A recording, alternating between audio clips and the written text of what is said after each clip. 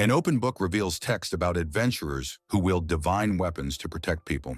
An illustration shows a valiant knight in full armor, a hero whose deeds are legendary. A young boy with spiky hair reads with reverence, his eyes wide with wonder. Suddenly, the book is violently snatched from the young boy's hands. Two other boys stand over him, mocking his admiration for the heroes in the book.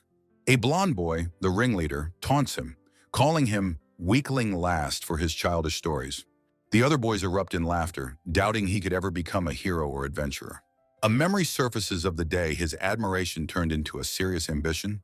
In the flashback, a powerful voice demands the bullies return the book.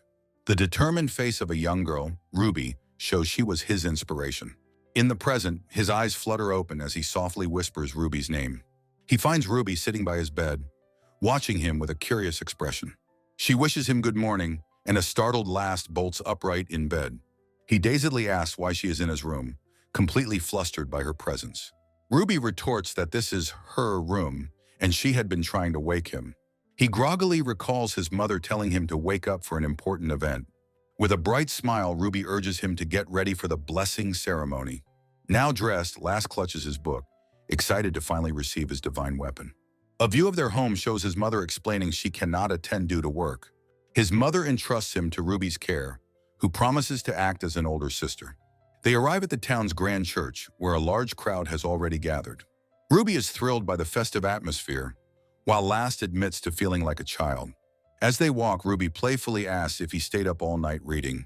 She asks if he is nervous, a question he confirms with some hesitation. Ruby reminds him that the sacred ceremony is a once-in-a-lifetime event. He voices his fear of getting a strange weapon, and she teases him for being timid. She notes his earnest nature makes him a target, but he offers no retort. They overhear a man stating a C-rank weapon is needed to become an adventurer. Another man jokes he'll likely get a D rank and just inherit his family's fruit shop. Last sees a group of girls fawning over the idea of being protected by adventurers. He observes that many adults are also present, hoping to receive a blessing. His gaze then drifts towards a group of unfamiliar people standing apart. He instinctively recognizes the seasoned-looking individuals as real adventurers. He thinks that being scouted here could be a direct path to the adventurer's exam. His hand tightens on his treasured book as a powerful memory is triggered. In his mind, Ruby's voice asks if he remembers the promise they made. A younger Ruby had declared her resolve to protect people from monsters. A younger Last had proclaimed his own dream of becoming a cool hero from his book. Together, under a bright sky, they had vowed to become adventurers. He recalls desperately trying to convince other kids that he had seen a true hero. The other children had mocked him, questioning his claim about seeing a brave one. In the present, he chatters excitedly about the titles given to the strongest adventurers. He reminds Ruby that the ceremony is about to begin, but she is distracted. Ruby cheerfully announces she'll be right back and dashes off toward her friends. Left alone, Last reflects on how different they are, with her being so outgoing. A hand suddenly claps down hard on his shoulder, startling him. It is his bully, Helio, who sneers that he didn't notice him because he's so small. Helio expresses his mock surprise that Last is even participating in the ceremony. He taunts that a weakling like Last shouldn't have even bothered to show up. Last nervously clutches his hero crystal book, stammering a weak reply. Helio snatches the book from him, questioning why he's still reading such a thing. He laughs cruelly, asking if Last, at 12, really thinks a weapon makes a hero. A hand suddenly shoots out and grabs Helion's wrist, stopping him mid-taunt. Ruby has returned, her expression furious as she confronts the group of bullies. With a look of pure anger, she fiercely demands that Helio return the book. Last looks on, his heart touched by her unwavering and protective defense of him. Annoyed by her interference, Helio clicks his tongue and carelessly tosses the book aside. He sneers at Last for always needing a girl to protect him. He spits that it's shameful to be from the same generation as such a weakling. Last looks down, defeated, agreeing internally with the humiliating words. The book lies open on the ground as Ruby tells him not to just accept it. She picks it up and hands it to him with a brilliant smile, reaffirming their dream. He looks at her, flustered, and wonders if she has any idea about his feelings. Inside the church, a priest announces the beginning of the blessing ceremony. He summons all participants to the altar before the statue of the goddess. As Ruby tells him it's starting, Last nervously flips through his book one last time. A boisterous, confident-looking boy declares that he will be the first to go. He determinedly walks up the steps towards the altar and the waiting priest. Kneeling before the altar, the boy closes his eyes and clasps his hands in prayer. Divine light pours down from the ornate rose window, focusing on him. A blinding flash of light erupts, forcing all the children to shield their eyes. Last slowly lowers his hand, his expression filled with pure awe. He gazes at the sacred phenomenon, realizing this is the blessing ceremony. The boy proudly holds up a magnificent double-headed axe, a C-rank divine weapon. Ruby gasps in surprise, her hand flying to her mouth in amazement. The arrogant blonde youth, Helio, watches the reveal with a cool, unimpressed look. The crowd erupts in applause as the announcer confirms the C-rank weapon. Two boys in the audience exclaim in disbelief over the incredible C-rank reveal. The priest explains that equipping the weapon reveals its properties and invites the next person. Helio merely scoffs with a dismissive at the entire display. A cheerful girl with short hair eagerly raises her hand, volunteering to go next. She kneels reverently before the altar, bathed in the divine light from the goddess statue. She joyfully presents her own C-rank weapon, the Dagger of Swift Winds. The crowd applauds again, with one person remarking that this must be a blessed year. Others agree, noting that some years don't even produce a single C-rank weapon. Last looks on seriously, thinking about how the ranks of the weapons are predetermined. A voiceover explains the ranking system, stating D rank is average and 2 C ranks is exceptional. Ruby gives Last a bright, encouraging smile, hoping they also receive good weapons. Last agrees with a nervous smile, declaring that today he is going to change.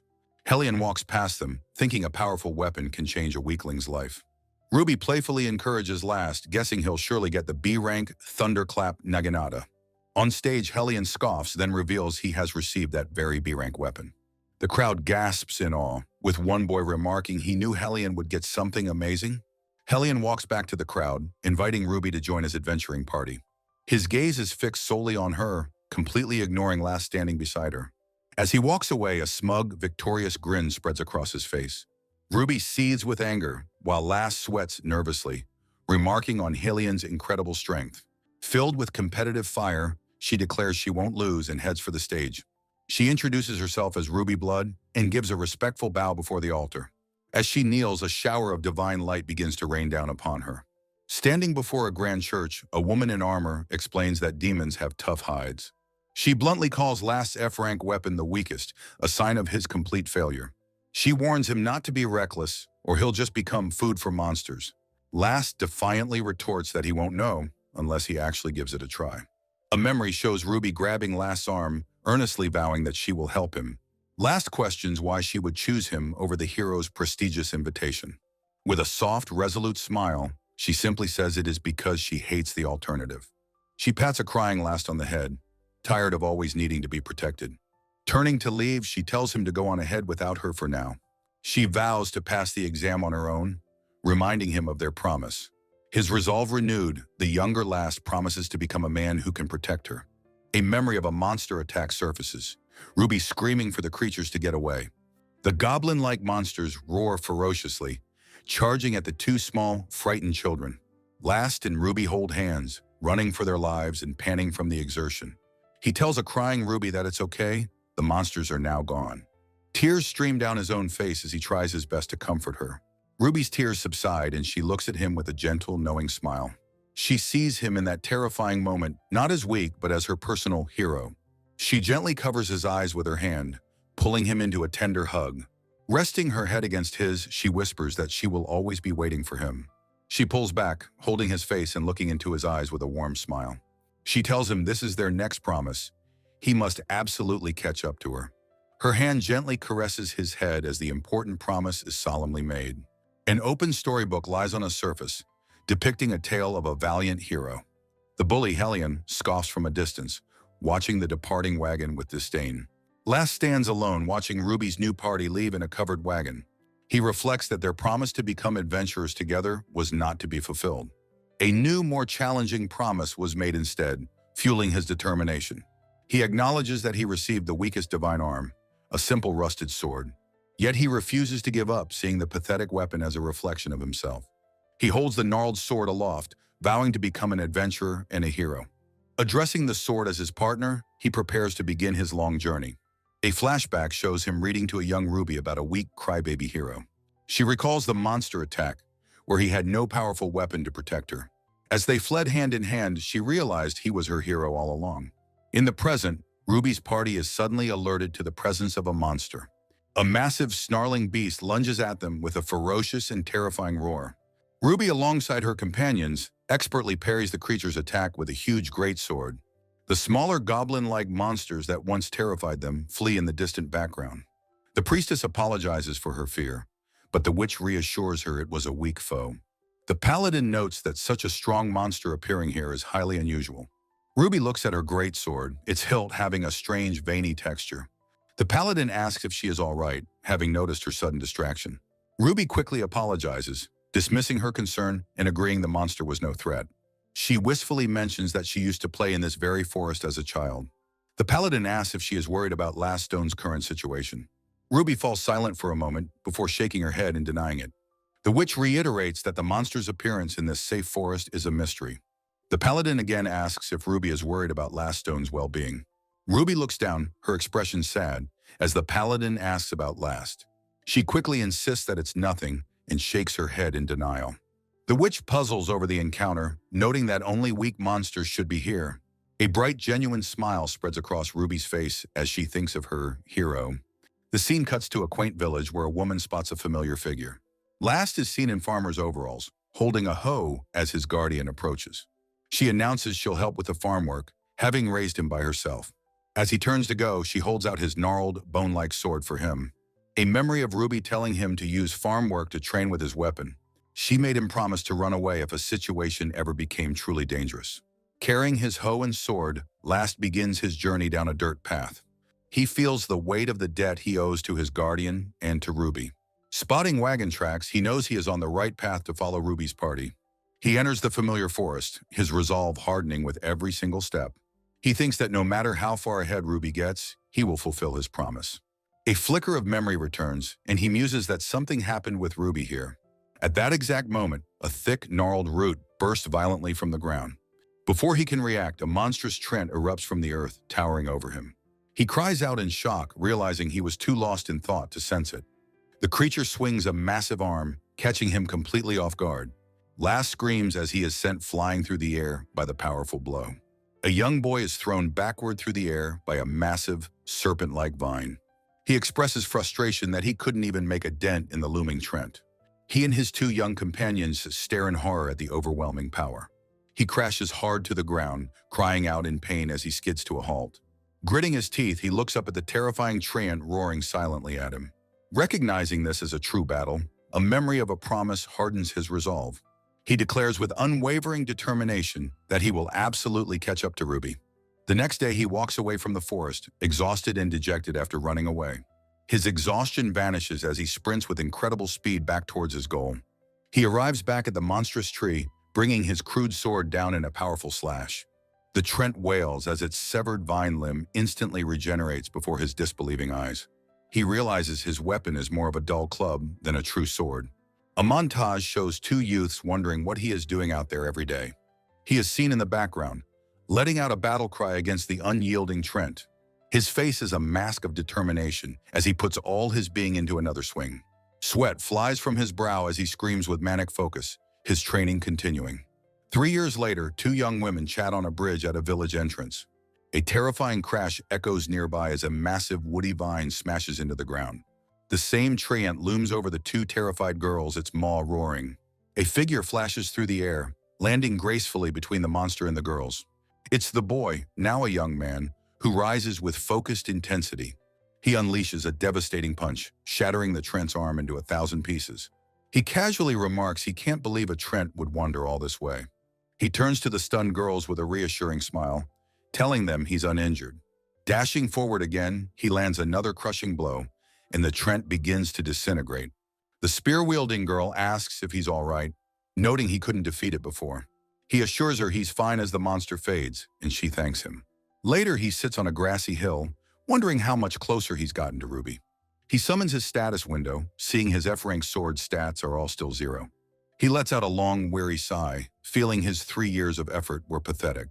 Ruby stands silently, her hand resting over her heart, lost in thought.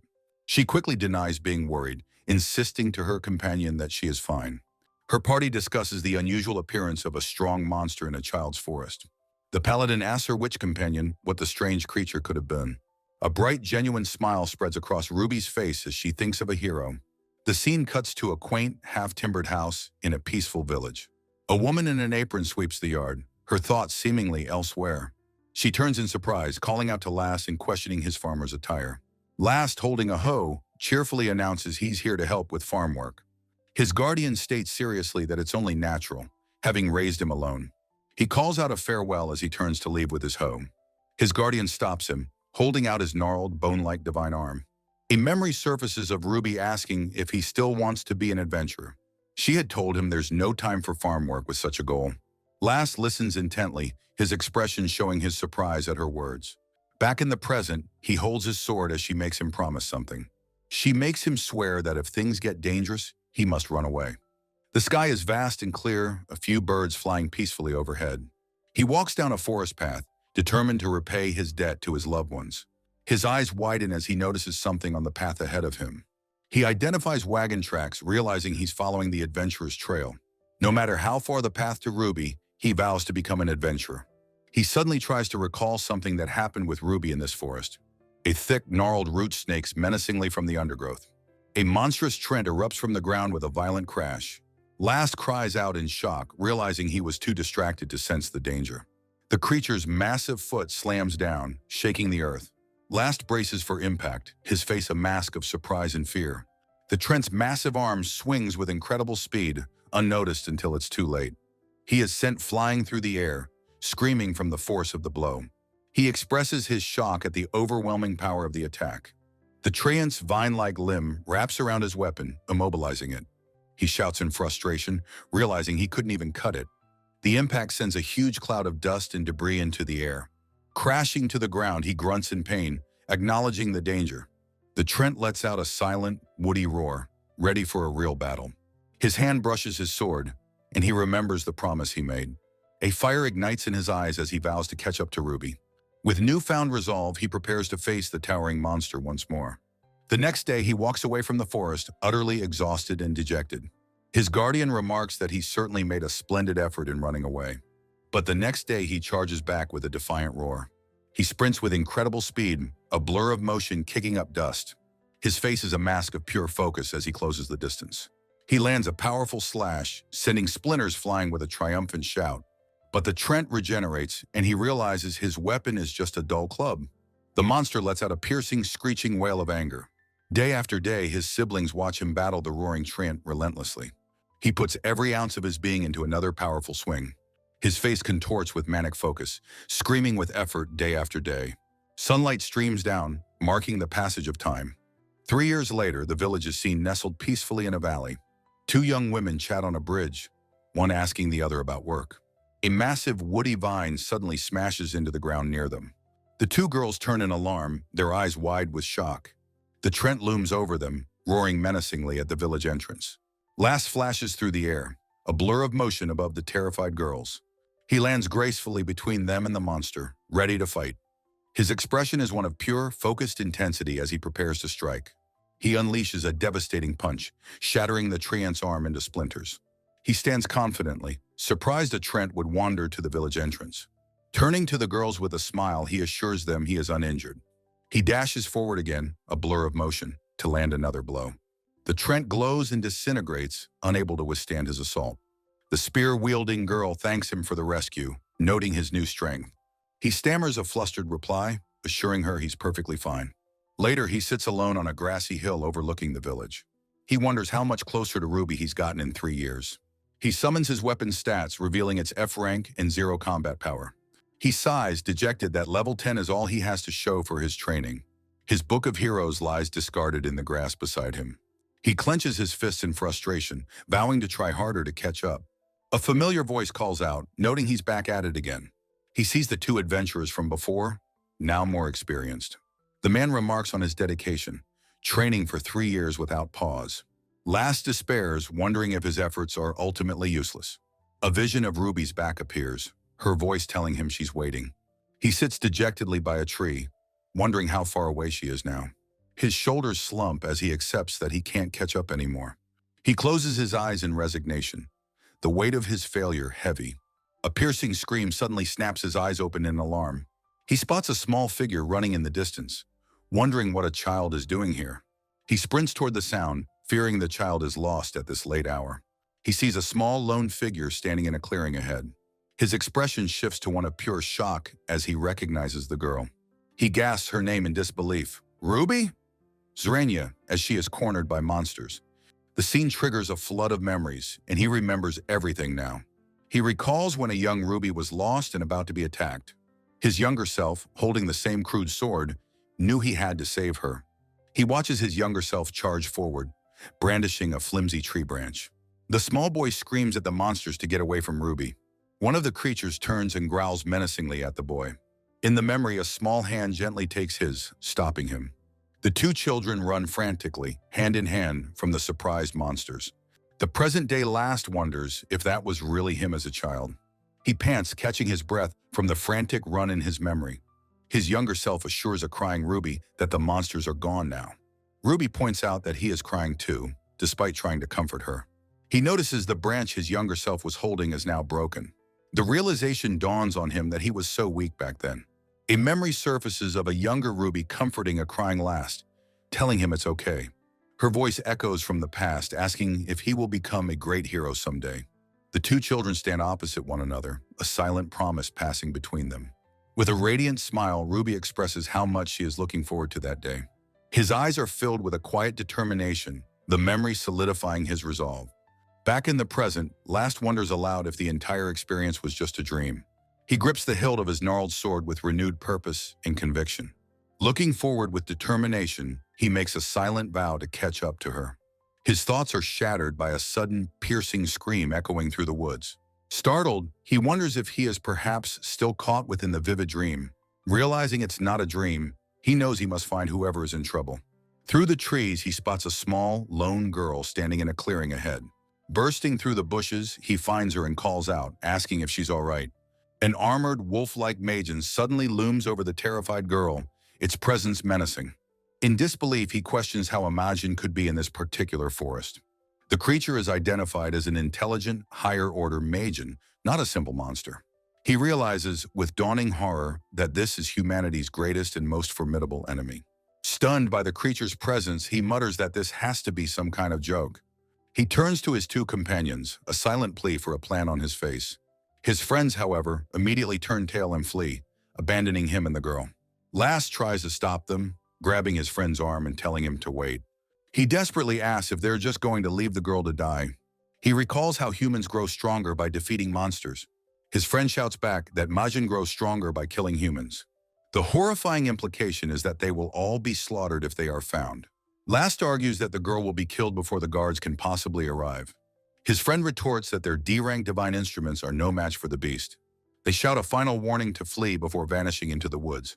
Left alone, Last tightens his grip on his humble, bone-like divine instrument.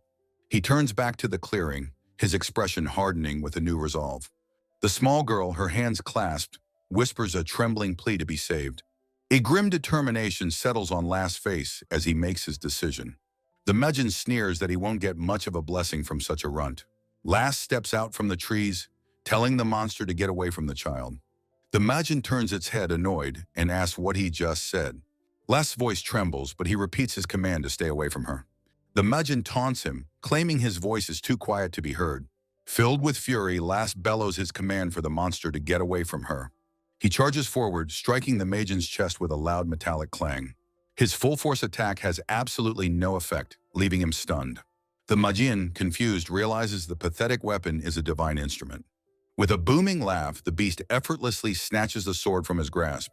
He boasts that his own wicked dark blade is a true divine instrument. With a single swing, the Majin unleashes a wave of pure, destructive force. Last stares in utter shock at the overwhelming power of the attack. A massive swathe of the forest is simply obliterated in an instant. The path of destruction is absolute, tearing the landscape asunder. The Majin stands calmly amidst the devastation, showing how it's done. The little girl cowers on the ground, overwhelmed by the raw power. Last realizes the chasm in their power levels is far too great to overcome. He feels utterly helpless, knowing he has to buy time until his brother arrives. The Majin looms over him, mockingly asking what happened to his earlier bravado. Its face twists into a horrifying fanged grin as it calls him a small fry. Last can only stare in terror, his face slick with sweat. The Magian's black divine instrument begins to glow with an ominous, dark energy. In a final, desperate act, Last throws his staff at the monster. The thrown weapon smacks the Magian squarely in the back of the head. A small burst of energy explodes from the point of impact. Last collapses further, groaning in a mixture of pain and terror. The Magian muses that he might get a great blessing from this brat after all. He lifts his snout and sniffs the air, detecting a nearby presence. Catching the scent of many humans, he realizes a village must be close. The little girl's cries intensify as he decides to gather the blessings there. With a predatory lick of his lips, the Magian vows to slaughter them all. Last's face is a mask of absolute final terror as he awaits his doom. The Magian declares that he will start his massacre with the boy. He raises his weapon, ready to execute the child before him. The little girl, seeing her savior about to be killed, lets out a desperate scream. The Magian's massive black blade comes crashing down with immense force. In a blur of motion, Last lunges and scoops the small girl into his arms. He spins around, shielding her with his own body from the impending strike. Gritting his teeth, he strains with every fiber of his being to hold his ground. The Magian cruelly praises his block, but declares that his struggle is now over.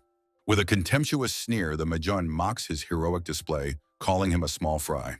The pressure is immense, unbearable as he fights to hold his ground. Cracks spiderweb across his humble weapon, his last line of defense failing. His eyes widen in horror as his weapon begins to splinter and break apart. He grits his teeth, his face a contorted mask of agony and desperation. With a devastating spinning kick, the Magian sends Last flying backward. A high-pressure torrent of energy from the Magian's mouth slams into him. Last coughs up a spray of blood, his body battered and broken. The Magian snarls that after the runt, Last will be the next to die. Lying defeated, he apologizes to Ruby for once again failing to keep his promise. He flashes back to a time when he and Ruby promised to become adventurers together. Another memory surfaces of her comforting him, asking him to catch up to her. Though his weapon is shattered, he will not give up on his promise. His hand tightens its grip on the broken hilt, resolving to protect the girl. The Magian's ears twitch, sensing the boy's defiant rise from behind him. He shakily gets to his feet, facing his opponent with renewed purpose. His face is a mess of sweat and tears as he resolves to make his stand. The Magian spins around, shocked by the boy's audacious, suicidal resolve. Raising the broken hilt, he screams his defiant intention to defeat the monster. A brilliant flash of light erupts from Last, engulfing the entire clearing. The Magian is thrown into stark silhouette, his face a picture of confusion. Last is also caught in the blast, his expression one of shared shock. His shattered stone sword begins to disintegrate, floating in the air around him. His eyes are sharp and cold, filled with a calm, unnerving power. The Magian staggers back, stammering in disbelief at the impossible scene. His mind struggles to process what he is seeing, his voice laced with fear. Last's face is calm, his eyes cold, reflecting the immense power awakening within. A wickedly curved black blade glimmers with a newly awakened, sinister power. The young man Last holds his S-rank cursed demon sword, its immense power detailed. Stunned by the transformation, the Wolfman Magian stumbles backward in disbelief. The Magian questions what just occurred, realizing both the boy and his weapon have transformed. Standing amidst the smoke, Last questions if this is his weapon's true S-rank form. An incredible surge of power overflows from deep within his body. The Wolfman lunges forward, his expression contorted with rage. The powerful attack is effortlessly parried by Last's newly transformed blade. His gaze remains cold and unwavering, a silent testament to his newfound strength. The Magian roars in fury, declaring he despises the defiant look in Last's eyes. He challenges Last to repeat his earlier words of defiance. The Magian's face twists into a mask of pure rage as he screams his challenge. With a fluid motion, Last sweeps his great sword in a wide horizontal arc.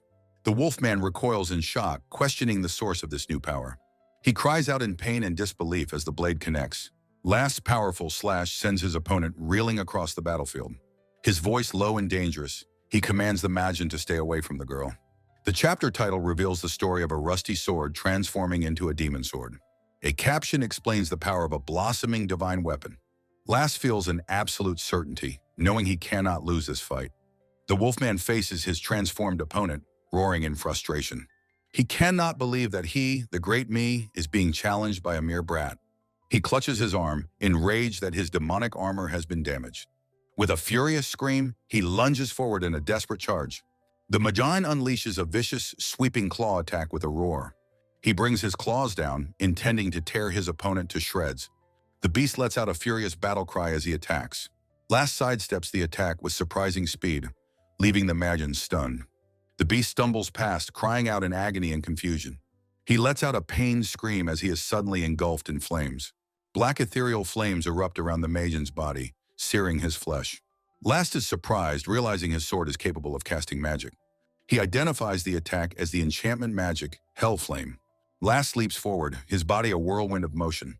He brings the cursed demon sword down in a devastating overhead strike.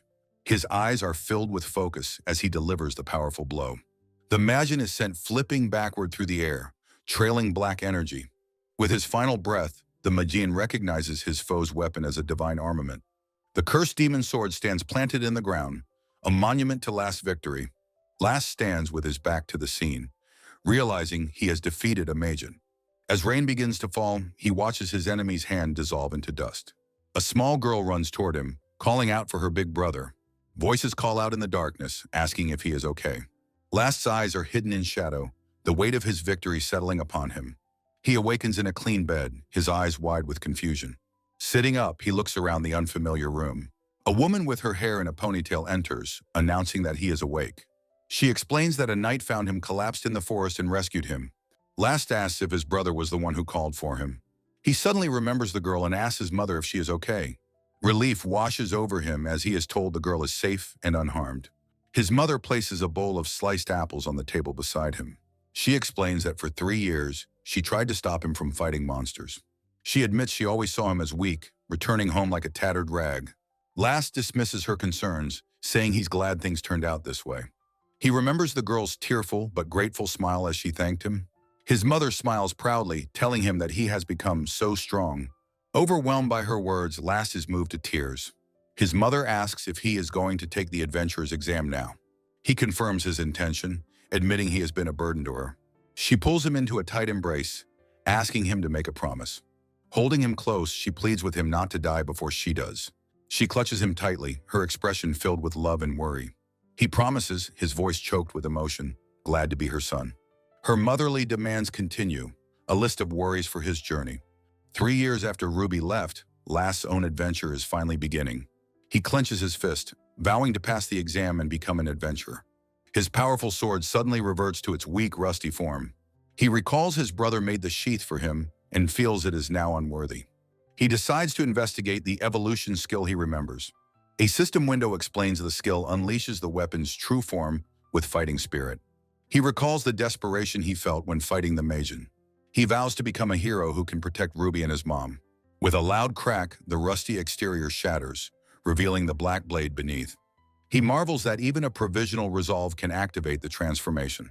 Looking at the weapon again, he notes it resembles a demon's divine weapon. He confirms his suspicion, realizing this truly is a demon's weapon. He remembers the knight who saved him possessing 2 such weapons. He is shocked to find he can see the stats of the second B-rank sword. He recalls taking the Magian's sword, knowing he couldn't wield another's weapon. A strange force begins to draw his own weapon and the Magian's sword together. The 2 swords swirl through the air, pulled towards each other. Last watches in shock, not understanding what is happening. The 2 blades collide in a brilliant flash of light.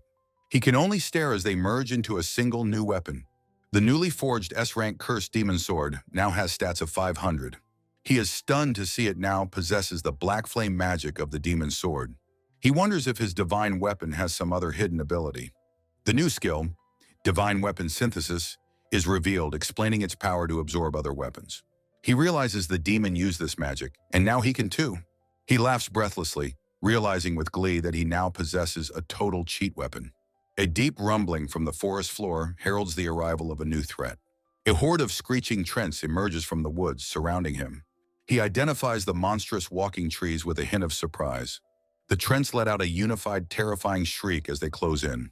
Last leaps forward, his new sword carving through the monsters with ease. He pauses for a moment, the powerful sword feeling like a natural extension of his arm. He raises the blade, pointing it towards the remaining Treants. He calls out, his voice ringing with newfound power. Granted magic, Black flame. A cataclysmic torrent of black fire erupts from the sword, engulfing the forest. A young man unleashes a powerful blast of searing black fire from his sword. The torrent of dark flame engulfs a horde of monstrous, tree-like creatures. The forest is left a smoldering, devastated ruin after the magical assault.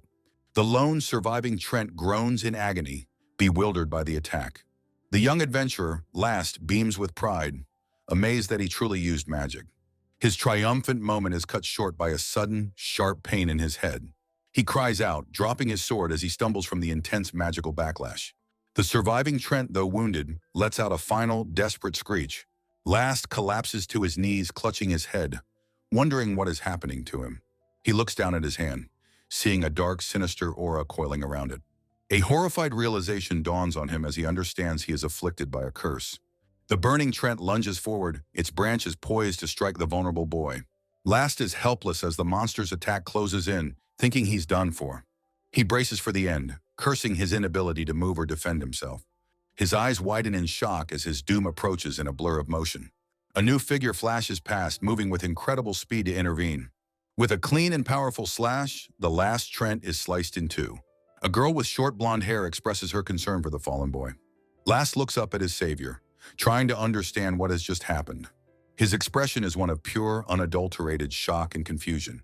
The blonde girl forcefully shoves him aside, putting herself in front of him. He is knocked back as she takes a determined, defensive stance. Last, still dazed, can only wonder who this mysterious girl is. His journey takes him across a vast, desolate landscape, a former battlefield. He finally arrives in the bustling adventure town known as Whiteland. Awed, he looks up at the magnificent and imposing Adventurers Guild building. With a determined smile, he declares that his adventure is about to begin. He pushes open the heavy, ornate doors of the guild with a creak. Peeking inside, he takes in the sight before him with anticipation. The hall is packed with a noisy, intimidating crowd of seasoned adventurers. He realizes with a jolt that all these people are exam participants. Worry crosses his face as he recalls the low pass rate for the exam. A memory of a girl's voice urges him that he must pass this time. He worries about a girl named Ruby, hoping that she is all right. A flashback shows the blonde girl, Dia, telling him to flee while she holds off a threat. He remembers wondering if she was an adventurer who had come to help him. He recalls the immense, powerful divine presence emanating from her shield. The memory shifts to him, clutching his head in pain after the battle. He remembers his sword reverting to its gnarled, corroded, and rusty form. This pathetic-looking weapon is the true form of his cursed demonic sword. Dia and he stand together in the aftermath, her expression one of surprise. She had cried out in disbelief at the sight of his rusty sword. But then, the weapon had transformed into a terrifying and ornate black blade. The memory fades to a peaceful sky after the battle was finally won. Dia asks if he's all right, and he thanks her for her timely help. He explains that his unique divine weapon leaves him exhausted after use. Realizing he hasn't introduced himself, he cheerfully gives his name, Laststrom. A flustered but relieved Dia introduces herself in return as Dia Karat. As they prepare to part ways, Dia asks if he is leaving now. Dia bids him farewell with a bright, disarming, and kind smile. He watches her go, reflecting on how he is always being saved by others. Her kindness galvanizes him. He vows to protect those important to him from now on. Back in the guild, adventurers whisper about the many strange weapons present. Last turns his head as a clear, high-pitched voice cuts through the din.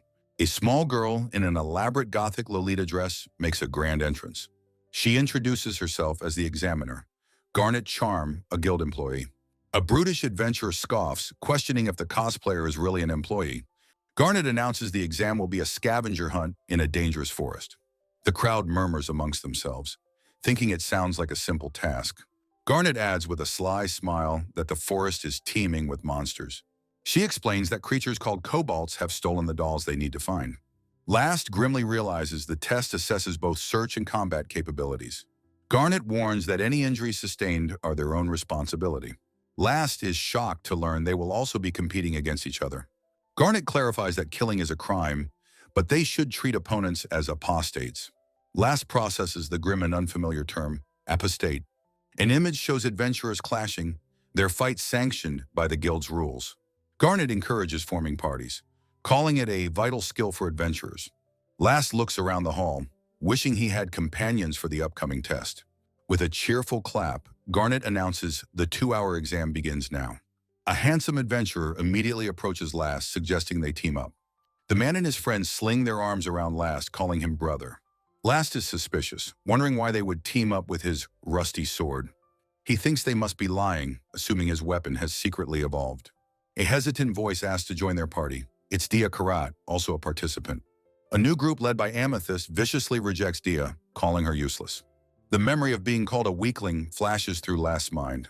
Amethyst's words echo a past judgment, telling him he cannot be an adventurer. Last stands silently, the sting of the cruel words hitting him hard. Amethyst mocks Dia's defensive shield of prayer, declaring it unfit for an adventurer. Her two companions sneer, agreeing Dia has no hope of passing the exam. Last clenches his fist, his anger building at the public humiliation.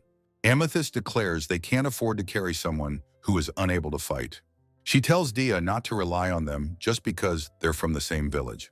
As Dia tries to speak, Amethyst slaps her hand away, calling her persistent. The sharp, slapping sound cuts through the tense atmosphere of the hall. Dia flinches back, stunned and hurt by the brutal and sudden rejection. Last intervenes, thrusting his arm out to physically block Amethyst's advance. He tells her with a low voice that she has gone too far with her cruelty. Annoyed by the interference, Amethyst demands to know who he is. Dia recognizes Last, while Amethyst asks what business he has with her. Ignoring Amethyst, Last turns and formally asks Dia to join his party. The entire hall falls silent, witnessing the audacious and unexpected proposal. Amethyst is left utterly speechless, letting out an incredulous, angry gasp. Last smiles at Dia, explaining that he thinks they have excellent compatibility. He warmly asks her to work together, leaving Dia stunned and speechless. Her stammered yes hangs in the air above the Grand Guild Hall.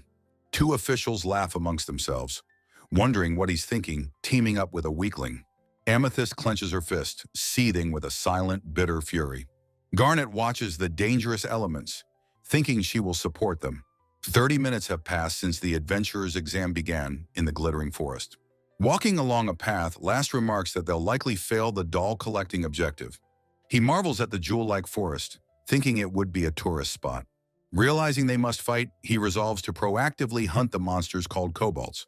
Last glances back, concerned that his companion, Dia, regrets teaming up with him. She hesitantly gets his attention, and he turns around, surprised by her interruption. Dia nervously asks what he meant earlier by their good compatibility.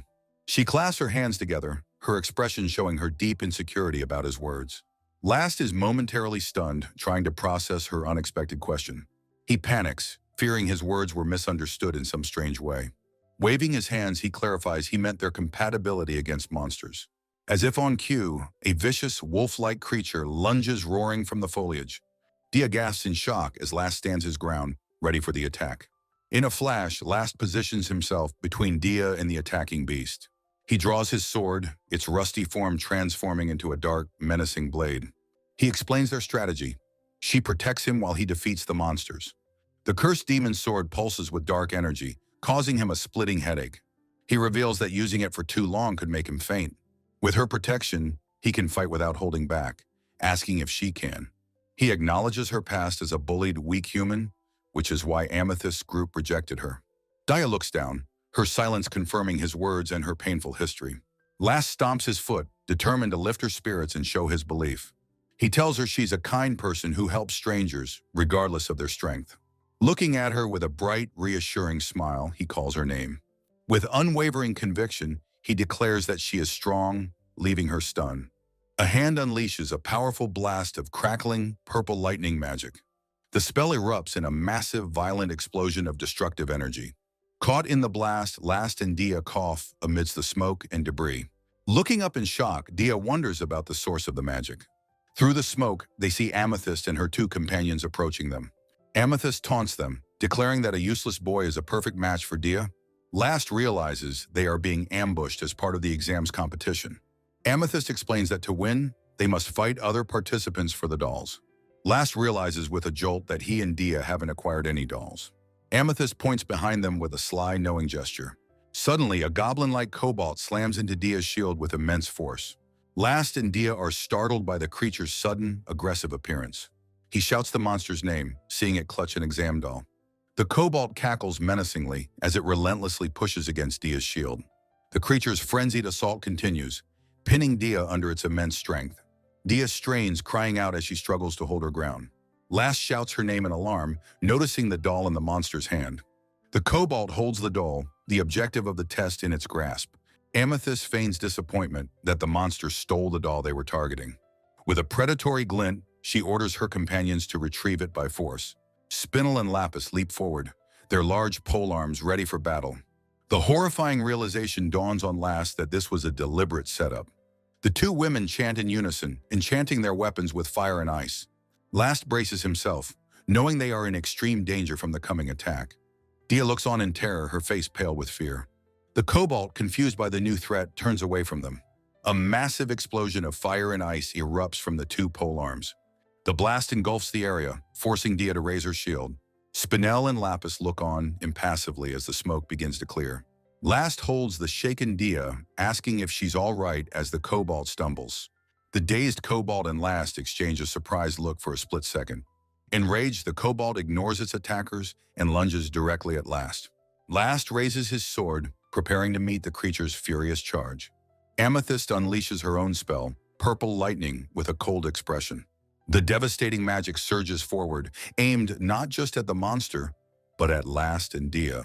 Dia's shield takes the brunt of the blast, smoking but holding firm. Amethyst mocks Dia, saying she can't win just by defending. Last rushes to Dia's side, asking if she's okay after the attack. Dia quietly responds that her shield is fine, though she clearly is not.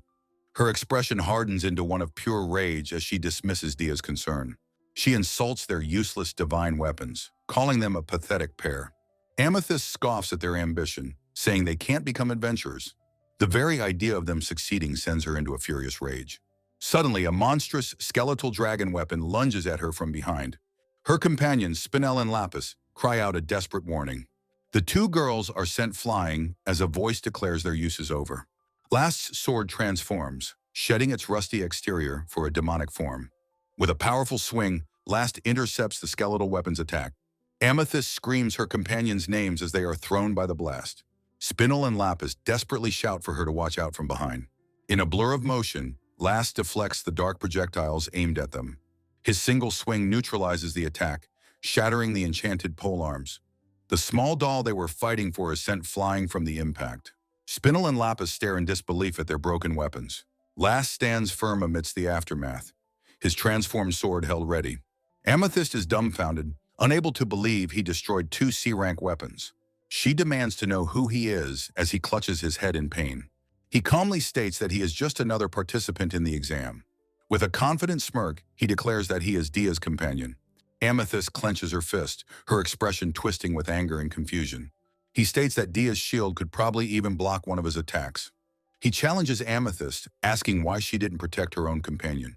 The accusation makes her snap, and she screams at him to be quiet. She insists that he knows nothing about her true feelings or motivations. Last's expression is resolute, unfazed by her emotional outburst. Amethyst looks away, her face a mask of frustration and turmoil. He suggests they go to the church to get the girls' weapons repaired. He accepts responsibility for breaking their divine instruments during the exam. He tells Dia and the other girl that they should both go.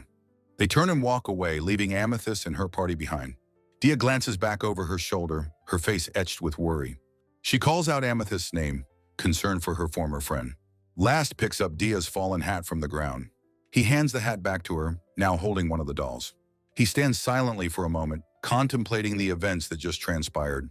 Last joyfully holds up a small doll, exclaiming he needs just one more to become an adventurer. Beside him, Dia watches with an unreadable expression. Suddenly, Dia's face crumbles into sorrow, tears streaming down her cheeks as she begins to sob quietly. Witnessing her tears, Last looks concerned, wondering if their past friendship can no longer be repaired. Over a tranquil forest view, a question hangs in the air, asking what happened with her former friend. A flashback begins, with Dia recalling her time in Violet Village as a useless crybaby and how Amethyst taught her everything. She remembers looking up to Amethyst, who was number one in everything and was beautiful and cool. Dia narrates that she revered Amethyst, thinking of her as a respected older sister figure. Another memory shows Amethyst vowing to be number one in the exam, believing her Ponkotsu, clumsy weapon, wouldn't hold her back. Amethyst's internal thoughts reveal her desperation. She believed she had to be number one, or she would be worthless. In secret, she studied relentlessly, searching for any way to run faster and fight better. She believed that by working harder than anyone and becoming number one, everyone would look at her and become her friend. A memory shows her smiling brightly, convinced that if she was the best, she would never be alone. At the Divine Weapons ceremony, a brilliant light erupts as she is granted a powerful B-rank weapon. The crowd roars its approval, declaring her number one and praising her beautiful divine weapon. A younger Dia, her face beaming with pure joy, congratulates her friend, Amethyst-chan. Amethyst smiles, patting Dia's head and encouraging her to have confidence and do her best. Dia agrees with a bright, determined expression, vowing to do just that. Surrounded by her admiring friends, Amethyst thanks them both for their support. Her moment of triumph is cut short as she overhears whispers from the crowd about another weapon. The whispers mention the Shield of Immutability and its incredible A-rank status. On the stage, a massive radiant A-rank shield materializes before Dia, dwarfing Amethyst's own weapon. The blonde girl watching from the side calls out Amethyst's name in alarm and concern. Amethyst can only stare, her eyes wide with disbelief and horror, as she utters a silent apology. The apology echoes in her mind, a question of what she is even apologizing for. Her internal monologue spirals into despair, questioning why Dia is A-rank while she is only B-rank, wondering where her efforts went wrong. In a painful memory, she confronts a tearful Dia, accusing her of stealing her number one spot. The flashback ends with Amethyst recalling Dia's apology from the present, her expression softening slightly. She notes that her two companions had their divine weapons broken and were left in a sorry state. Putting on a brave face, Amethyst rallies her friends, vowing to pass the test and become the best adventurers together. She thanks her two companions, Spinel and Lapis, for always staying by her side even though she isn't number one. The girls walk through the forest, one commenting on the strange scythe user and how his weapon changed. Her friends playfully tease her, with Lapis admitting she was so surprised she almost collapsed, and Spinel pouting that she was so scared she cried. Amethyst smiles, telling them both to get going. Lapis and Spinel share a happy, understanding look. The peaceful moment is shattered as Amethyst's eyes widen in terror and she screams a warning. Her two companions, Spinel and Lapis, look on in stunned confusion. A volley of black projectiles slams into the ground where they had just stood, throwing them aside. The dark energy of the attack tears through the earth. Spinel and Lapis kneel on the ground, shaken and confused by the sudden assault. Amethyst stands protectively before them, her body tense. A new figure appears, a cat-girl demon, licking her lips with a sinister purr. The cat girl stands with her claws ready, declaring that the purple-haired girl looks delicious. Amethyst points forward, her mouth agape in shock as she realizes she is facing a Magen. Last's voice narrates a desire to become friends again and be adventurers together. Dia, wiping away tears, says there's no need to go back to the way things were. Last turns to her with a bright smile, suggesting they become adventurers together. He clarifies that from now on, they won't be like a follower in her charge, but simply friends. Dia looks up at him, her eyes wide with surprise, repeating the word friends in a questioning whisper. Last enthusiastically declares that they will stand beside each other as equals, beckoning her to follow.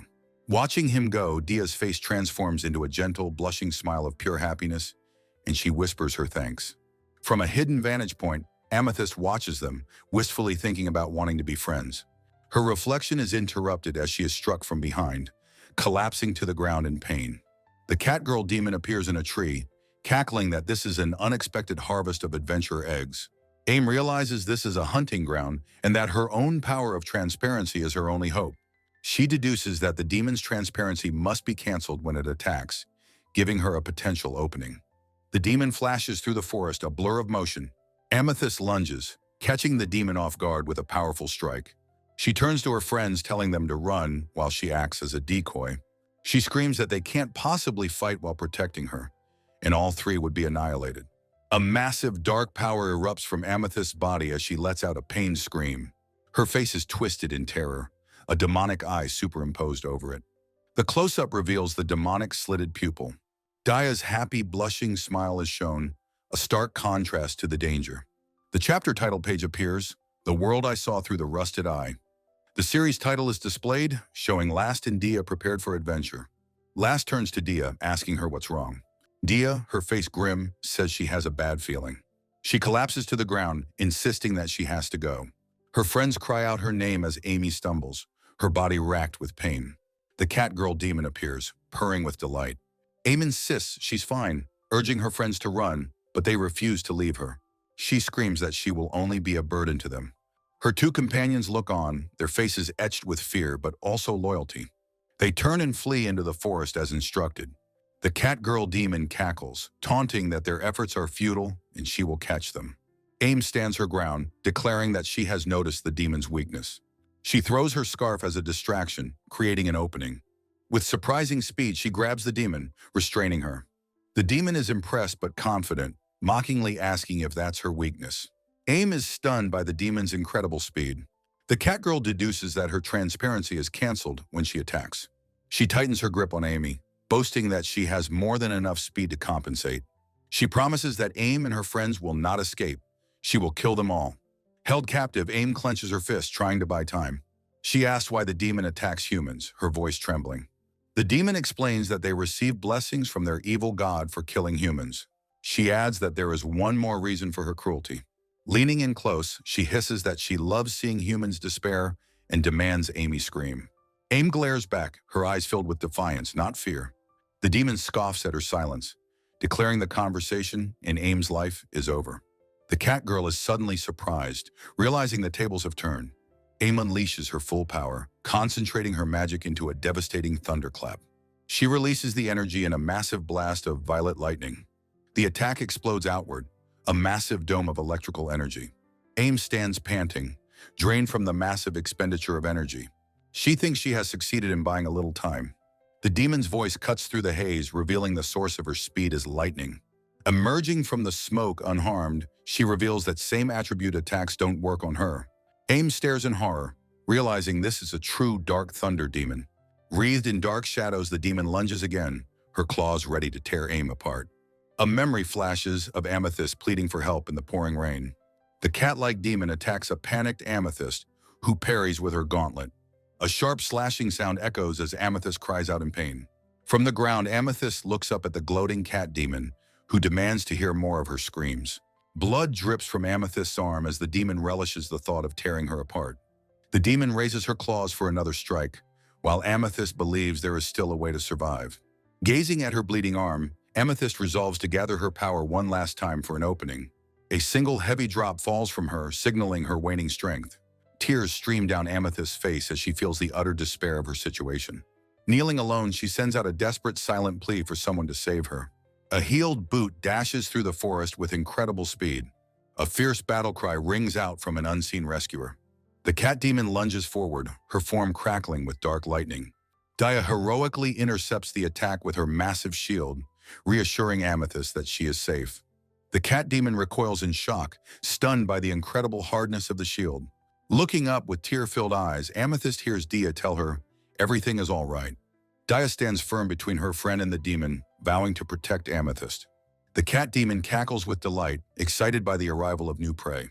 Her aura flares as she announces her intent to use her Black Flame ability. In the distance, a massive explosion erupts from the forest canopy. Last and his party arrive at the scene, calling out to Dia and Amethyst. Amethyst's friends rush to her side, telling her to stop crying and focus on first aid. She explains to them that she had a terrible premonition, which is why she came. A memory shows a desperate plea to save Amethyst from the rusted sword wielder. The flashback reveals her friends begging Last and Dia to help their companion. In the present, Amethyst gazes at her bandaged arm, filled with regret for running away. She turns to Dia and quietly asks why she came back to save her. Dia looks at her friend, explaining that her return was only natural. With a gentle, heartfelt smile, Dia declares that Amethyst is her #1 friend. Overwhelmed by this pure declaration of friendship, Amethyst begins to cry. From a high perch, the cat demon watches their reunion, repeating Dia's words with disgust. She sees with anger, stating she wants to see their despair, not their tears of joy. A sadistic idea forms as she wonders what would happen if she killed Dia right in front of Amethyst. She lunges at Last, who intercepts her claw strike with his sword. The demon snarls at Last for interfering with her plans. Last glares back with determination, vowing not to let her get in their way. The cat demon unleashes her Chaos Volt enchantment magic. Her attack explodes violently, but Last manages to leap clear of the blast. He acknowledges that his opponent is faster than he is. Last counters by enchanting his own blade with the power of Hellflame. Swinging his flaming sword, he declares that while she is faster, he is stronger. The cat demon is shocked by the sheer power of the brat's attack. His blade flashes through the air in a powerful sweeping arc. With a shriek of pain and disbelief, the cat demon's tail is cleanly severed. Her face twists into a mask of pure rage as she curses him. Last stands ready, confident that the power of his demonic sword will grant him victory. His eyes suddenly widen in pain as a new sensation courses through him. The demonic sword clatters from his grasp, falling to the ground. He clutches his head, realizing with a grunt that the weapon's curse has activated. The cat demon looks on, confused by the sudden change in his divine weapon.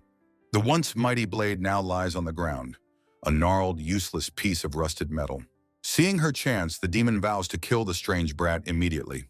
Her claws flash forward in a killing blow aimed at the vulnerable last. Dia once again intercepts the attack with her shield, much to the demon's frustration. The cat demon vows to shatter the shield, but Amethyst's friends declare it impossible. Amethyst confidently explains that Dia wields the indestructible Great Shield. A stat box appears, confirming the A-rank shield's infinite durability. The cat demon stares in disbelief, unable to comprehend the word infinite. Her shock turns to manic delight as she proclaims this to be the ultimate prey. Using her incredible speed, she vanishes, taunting that their impressive weapons are useless against her. Last is stunned, realizing that his opponent has completely disappeared. Dia closes her eyes, her expression serene as she focuses her senses. She reappears in a flash, smashing the cat demon with the edge of her shield. The demon is utterly bewildered by the unexpected counterattack. Sliding back, she recovers and asks if that was a fluke, wondering what they'll do next. Dia effortlessly parries another one of the demon's lightning-fast strikes.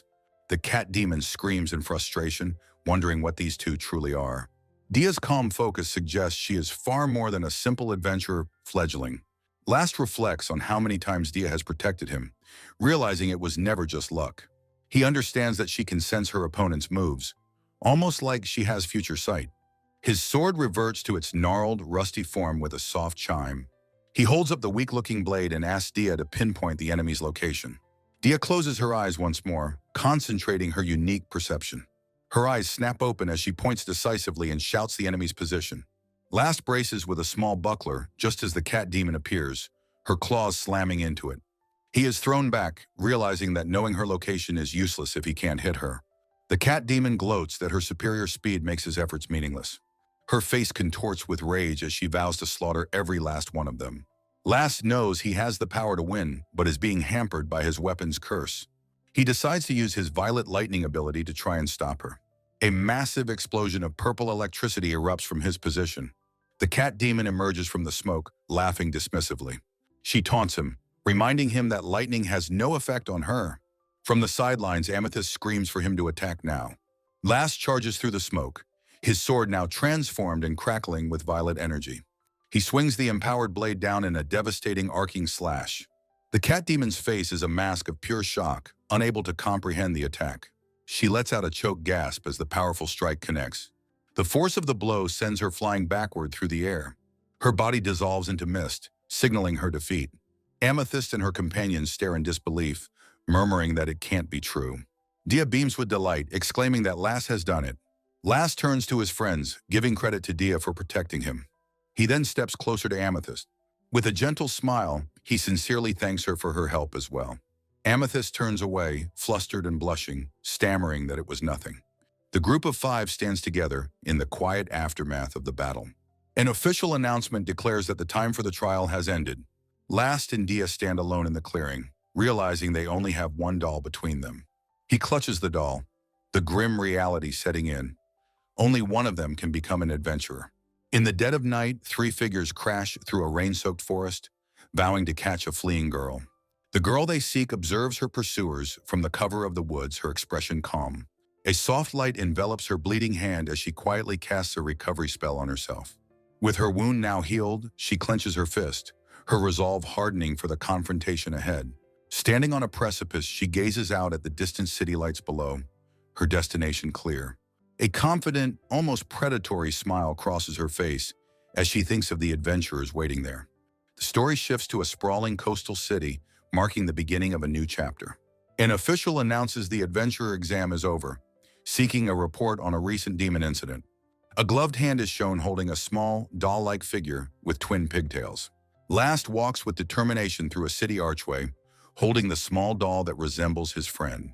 He calls out to his companion Dia, who carries a massive, ornate shield on her back. Gently, he presents the doll to her, his hands holding it out as a clear offering. He tells the surprised Dia that she is the one who truly deserves to become an adventurer. Dia vehemently protests, arguing that Last is the rightful one after defeating the demon. She reflects that her own adventure might have ended right at their very first meeting. He explains that her innate kindness will surely protect many more people in the future. Overcome with emotion, she squeezes the doll, which offers a squeaky, "Congratulations." A sharp voice cuts in, telling Last to stop holding Dia's hand in such a lewd manner. Amethyst and her party arrive, pointedly asking Last if he has fallen for Dia. A flustered Last stammers incoherently, while Dia's companion advises Amethyst to stay out of it. Amethyst agrees to rest, but announces she has something to give him first. She casually tosses a different doll, this one resembling a panda, toward him. Catching the new doll, Last looks completely bewildered by the sudden and unexpected gift. She announces their debt is settled, seeing no reason for their parties to remain together. Turning to leave, Amethyst stands back to back with Dia for a tense, silent moment. A blushing Dia calls out Amethyst's name, stopping her from leaving so abruptly. Glancing over her shoulder, Amethyst tells Dia to remember her promise. A confident smirk appears as she vows to catch up and stand by Dia's side soon. Dia's expression fills with resolve as she gives a firm, heartfelt agreement. As the other party walks away, Last remarks to Dia that things turned out for the best. Garnet appears, announcing that only their paperwork remains to be completed. She thanks them for their help during the demon assault, citing her own oversight. With a serious look, she warns them that their lives are about to become much more dangerous. She then officially declares them both adventurers, leaving the pair stunned into silence. They celebrate their new status in a tavern, enthusiastically clinking mugs of ale together. At a table laden with food, Dia marvels at the luxurious celebratory feast before them. Last notes they have plenty of money from their reward, but Dia insists on paying her share.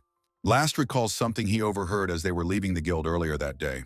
He explains that Amethyst's party will get to retake their exam in 2 weeks. A memory shows Amethyst's companions, one crying with relief at the news. Dia clutches her chest, letting out a relieved sigh that things turned out well for her friends. He agrees it was the right decision, and Dia affirms her relief for the others. Dia notes with a touch of melancholy that they didn't become adventurers together in the end. Last grows pensive, his gaze distant as he reflects on her words. Dia quietly acknowledges his unspoken thoughts, agreeing with a soft, "That's right." Noticing his mood, she gently asks what is on his mind. Last reveals that he too had promised to become an adventurer alongside someone. He explains this person was a benefactor who always protected him when he was weak. A hopeful Dia asks if this means he will now join that person's party. He explains that he's not ready yet and must first pass a rank-up exam. His determined reflection in his mug shows his firm vow to one day be strong enough. Dia then declares her own ambitious goal to become a platinum rank adventurer. Last is visibly surprised, remarking on her incredibly high ambition. She asks if he knows of Shiragan, a dangerous zone forbidden to all but platinum rank. He wonders aloud what could possibly be hidden in such a dangerous area. She reveals that reaching that place is the very reason she became an adventurer. Her adventurer parents went there and never returned. She seeks to find the truth. The grim revelation sends a jolt of shock through Last. She confirms his unspoken fear regarding her parents' fate, calling his name softly. With earnest emotion, she asks him to form a party with her. Last is so stunned by her direct request that he is rendered speechless. Misinterpreting his silence, Dia laughs self-consciously and asks why he's laughing. She admits she thought his earlier heroic declaration was just a line from a story. He leans forward, overjoyed, explaining her reason for becoming an adventurer is the same as his own. He asks if he can share her dream of becoming a hero who protects people. Dia beams, her eyes welling with happy tears as she gives a heartfelt yes. Under the night sky, Last declares their new pact to become splendid adventurers. The following day, they return to the Grand Adventurers Guild building. Garnet greets them with a playful, made-up nickname, welcoming them back. Last explains they were told she had forgotten to give them something important. She acknowledges this and places 2 ornate, leather-bound books on the desk. Last and Dia take the books, wondering what they could be. Garnet explains these are adventurer handbooks, used to earn rewards and seals. Last repeats the word seals, confused about what they are used for. She clarifies that collecting a certain number of seals allows one to take the rank-up exam. Both Last and Dia are surprised by this new requirement for advancement. Garnet notes their town is for beginners, with simple quests yielding few seals. She offers to introduce them to a quest that is perfect for their current level. Last reads a flyer for a Find the Lost Dog quest, confused by her choice. He notes the reward is small, but Dia thinks it's a good start. Garnet suggests a more high-paying quest if they want to change their base of operations. She mentions Blustria, an unguarded area where many adventurers have vanished. Garnet has a sudden realization, letting out a soft "ah." She adds that recently, adventurers based in Blustria have also been disappearing. Dia grows concerned, wondering if another demon is responsible for the disappearances. Last firmly accepts the Lost Dog quest, putting the other matter aside for now. He turns and apologizes to Dia for making the decision without her input. As they walk through the forest, Dia asks why he chose such a simple-seeming quest. He explains the dog was last seen near the difficult seven-colored forest. Dia realizes the frantic owner could be in trouble if they went searching. Last suddenly stops in his tracks, his senses on high alert. He believes Garnet gave them this quest, knowing they would see the hidden danger. Dia is startled by his sudden stop and asks what is wrong. Crouching behind some foliage, Last calls out Dia's name quietly. Peering through the leaves, Last's confident expression turns to one of shock. Before them is not a lost pet, but a massive, teeming horde of goblins. He recognizes them as kobolds, realizing with horror that it's an ambush. Dia confirms his fear, her voice trembling as she notes their cleverness. A wider view reveals the goblin horde has completely encircled their position. With menacing cackles, the grotesque goblins begin to close in for the kill. Dia expresses her concern, noting that even she would struggle if attacked by such a large group. However, Last sees this dire situation as a good opportunity to test a certain power. From his hand, a set of sharp, gleaming claws reminiscent of a defeated foe materialize. Dia recognizes the power with shock, realizing it belongs to the Ket Magen. Last unleashes his energy, activating his divine weapon synthesis skill amidst the goblins. The advancing goblins halt their charge, confused and alarmed by the sudden display. With intense focus, Last calls forth an enchantment, summoning the sinister black flame. His rusted sword transforms into a wicked, ornate black blade wreathed in dark fire. Pushing his limits, he activates a dual enchantment, layering the chaos bolt over the flames. Dia watches in stunned horror, wondering what on earth is happening before her. With a furious roar, Last prepares to unleash the full, unstable force of his combined powers. The goblins shriek in unison, their faces contorted in agony and terror. The chaotic energy of the attack erupts outwards, engulfing the entire goblin horde. Amidst the dissipating energy, Last stands panting, having vanquished all the monsters. Dia approaches him cautiously, calling out his name with a hint of awe. The immense power crackles violently before dissipating from Last's hand.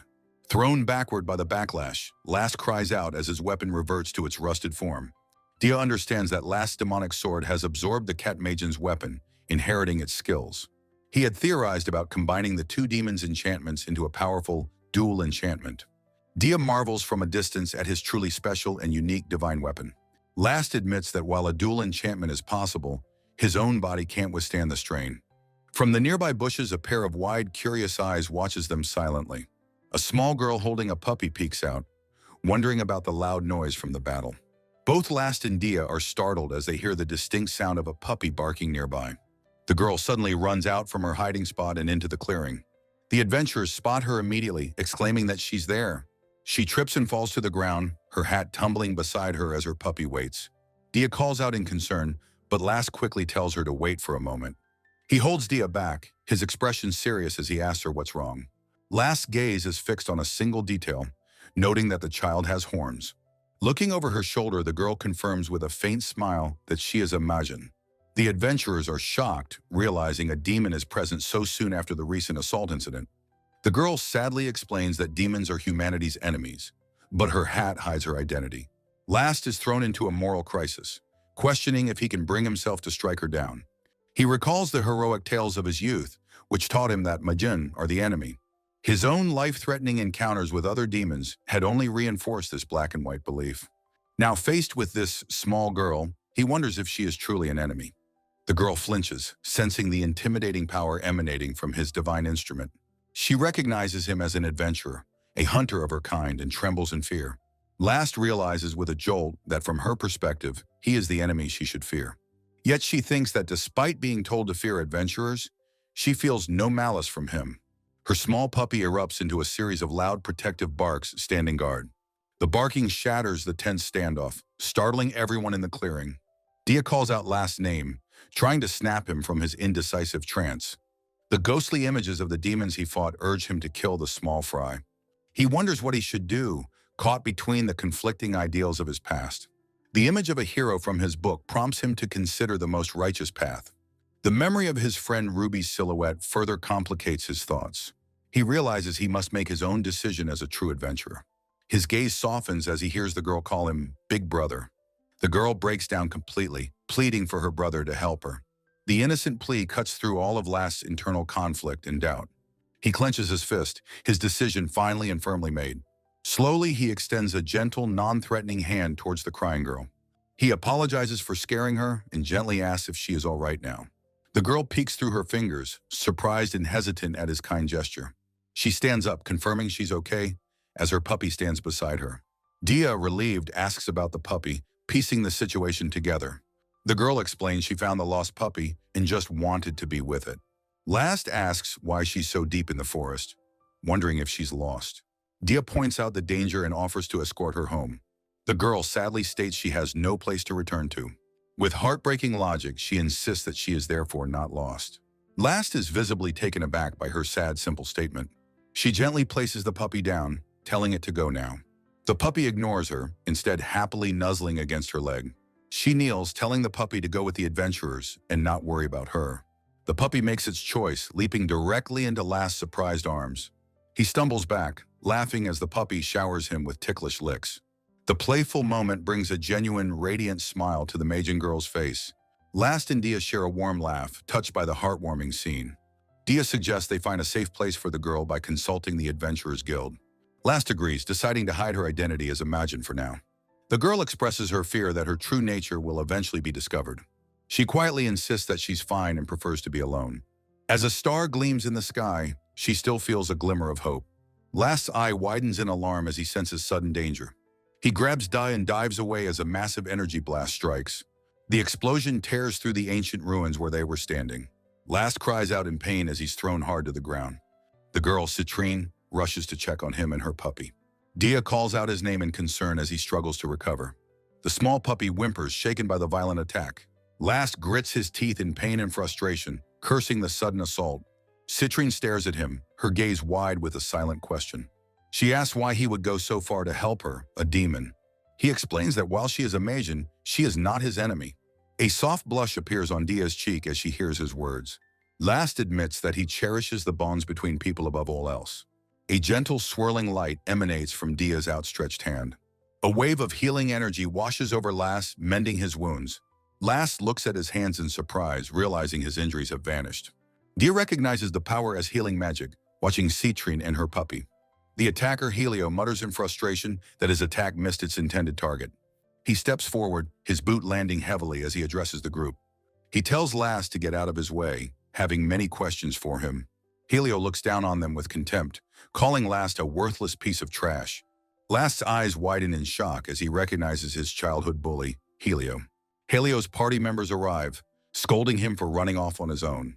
Helio explains he was investigating an area, then dismissively asks who these people are. A blond young man, Helio scoffs, declaring his opponent is no adventurer. The spiky-haired Last calmly greets Helio, confirming he has also become an adventurer.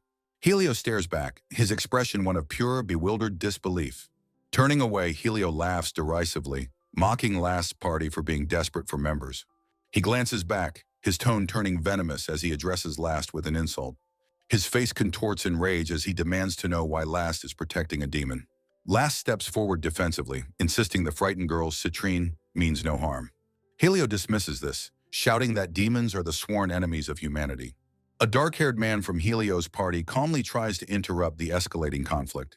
He explains they are tracking the demon as a suspect in a disappearance case. The shield maiden Dia is shocked to hear about the disappearances, and Last recalls a warning. Last hesitates, looking back at Citrine as she quietly insists she knows nothing. Panicked, Citrine grabs Last's arm, begging him to believe her innocence. Helio loses his patience, gripping his spear and declaring there's no need to hand her over. With a look of grim finality, he announces that the confrontation begins now. Last looks on in shock, caught completely off guard by Helio's sudden aggression. Helio's own party members try to reason with him, telling him to calm down. Helio silences them with a snarl, his focus entirely on the perceived enemy. His face is a mask of cold fury as he states demons must be eradicated. Last prepares for battle, asking Dia to protect Citrine as he steps forward. Helio bellows an insult, demanding that Last get out of his way. Last raises a hand in a gesture of firm refusal, his decision made. Screaming Last's name, Helio lunges forward in a furious, spear-led charge. Last is thrown backward, crying out as he is unable to block the attack. Helio follows up with a brutal punch, landing a solid blow to Last's face. He taunts Last, calling him a weak, crying piece of trash as he continues the assault. Kicking the fallen Last, Helio roars, questioning how his rival dares to defy him. Last groans in pain on the ground, clutching his head from the relentless beating. Helio's companions desperately shout his name, telling him to stop this foolishness. Dia screams, her face a mask of horror at the one-sided violence. She rushes forward, yelling at Helio to stop his brutal attack immediately.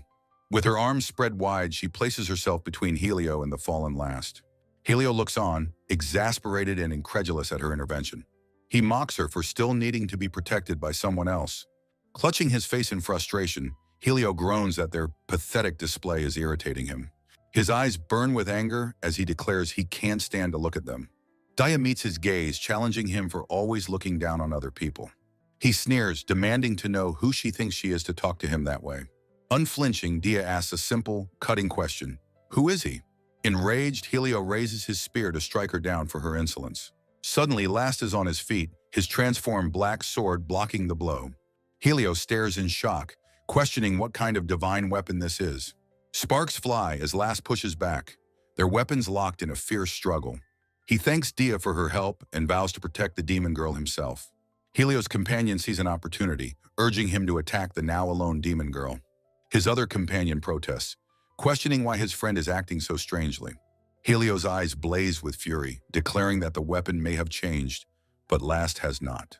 He channels his power, his spear crackling with electricity as he invokes an enchantment. Last analyzes the situation, realizing Helio's first attack on the girl was a feint. He acknowledges the terrifying power behind Helio's focused strike. He reflects that Helio has 3 more years of practical experience than he does. Even with his powered-up weapon, Last knows he is no match for Helio in a straight fight. Taking Helio's spear thrust head-on would be dangerously reckless. He decides his only option is to unleash his own enchantment magic. Dark, chaotic lightning swirls around his blade as he calls forth a chaos bolt. He knows he must strike first and destroy Helio's weapon to win. Helio grins confidently, vowing to make Last remember his place. He shouts about reminding Last of the difference in their positions. His confident expression shatters as Last's attack moves with impossible speed. The chaos bolt screams across the clearing, closing the distance in an instant. Helio desperately tries to block the overwhelming blast of dark energy. Last watches with intense focus as his attack is about to make impact. He lets out a final powerful roar as he unleashes the full force of his spell. The 2 attacks collide in a cataclysmic explosion of light and dark power. Helio's companions cry out in shock, realizing his B-rank divine weapon is shattered. Last offers a quiet apology to the defeated Helio. He looks up, a flicker of surprise on his own face at the outcome. Helio demands to know if Last thinks he's won just by breaking his weapon. Last looks away, a sudden surge of pure rage visible in his expression. His hand clenches into a tight, trembling fist, his knuckles white. Abandoning his weapon, Last lunges forward and grabs Helio by the collar. He screams that Helio is still just a trash adventurer, his eyes blazing. Shaking him violently, Last questions how Helio could fight with a demon. Last clutches his head in turmoil, questioning if demons are truly the enemy. From the sidelines, the demon girl Citrine watches, asking him to listen to her. He screams at Helio to go ask the families of those killed by demons for the answer. Helio explodes in anger, shouting at Last for his lofty ideals and inaction. A memory of a younger Last reading a hero's tale flashes through his mind. He shouts back his conviction, to help anyone in need even if they are a demon. Helio listens to this declaration, his grip on his broken weapon tightening. His mind made up, Helio declares that if that is Last's path, they are now enemies. Before he can strike, a voice commands them to stop as guild staff arrive. The lead official declares that combat between adventurers is a violation of the rules. Last looks up in shock, recognizing the uniformed figures as guild employees. The officials announce that both parties will be punished for their actions. At the guild headquarters, a crowd murmurs about the commotion. They gossip about a heretic priest being brought in along with a demon. Inside, a doll-like official named Garnet notes the noisy crowd outside. A title page shows Last and Helio, representing their opposing ideals. Garnet addresses the two parties, summarizing the report of their illegal duel. She asks if either of them have anything to say in their defense. Helio immediately points at Last, accusing him of being a heretic priest. He claims Last came to this place with the sole purpose of hunting a demon. Garnet calmly asks Last if he truly did hunt down and kill a demon. Last bows his head, quietly confirming the false accusation with a simple yes. Dia cries out in protest, insisting that he is wrong and that Last is innocent. She demands to know why Last isn't defending himself against the accusation. Helio walks past them, sneering that he thought Last had finally found some courage. He tells the weak, crying Last that he has no right to an opinion. Last stands in stunned silence, accepting the blame, as Dia looks on in confusion. Last's companion explains that his friend was only acting in self-defense. He clarifies that the one who initiated the one-sided attack was Helio. Last confronts his companion, angrily accusing him of betraying his own comrade. Helio's anger simmers. While his rampages are common, this is a new low. The companion admits he felt pity and should have stopped Helio sooner. The blonde shield maiden, Dia, looks on with concern, thinking of Citrine. In a formal chamber, the guild official Garnet concludes her questioning of Citrine. She listens to the testimonies, taking a moment to process the information. Garnet confirms that the stories from Last group and Citrine's account align. She delivers her verdict. Helio and his party are found jointly responsible. As an official escorts them away, Helio's friends protest their punishment in disbelief. Helio remains silent, knowing he has no time to waste on such games. His face contorts with rage, thinking about how his rival is still out there. Last watches Helio being led away, his own weapon still in its inert form. Garnet cheerfully ushers Last and his party down a separate hallway. Dia asks Last why he didn't argue back or defend himself more forcefully. Last just laughs sheepishly, finding the situation somewhat familiar and amusing. He recalls a girl from his past scolding him for the exact same thing. Garnet taps her foot impatiently, noting his lack of a retort.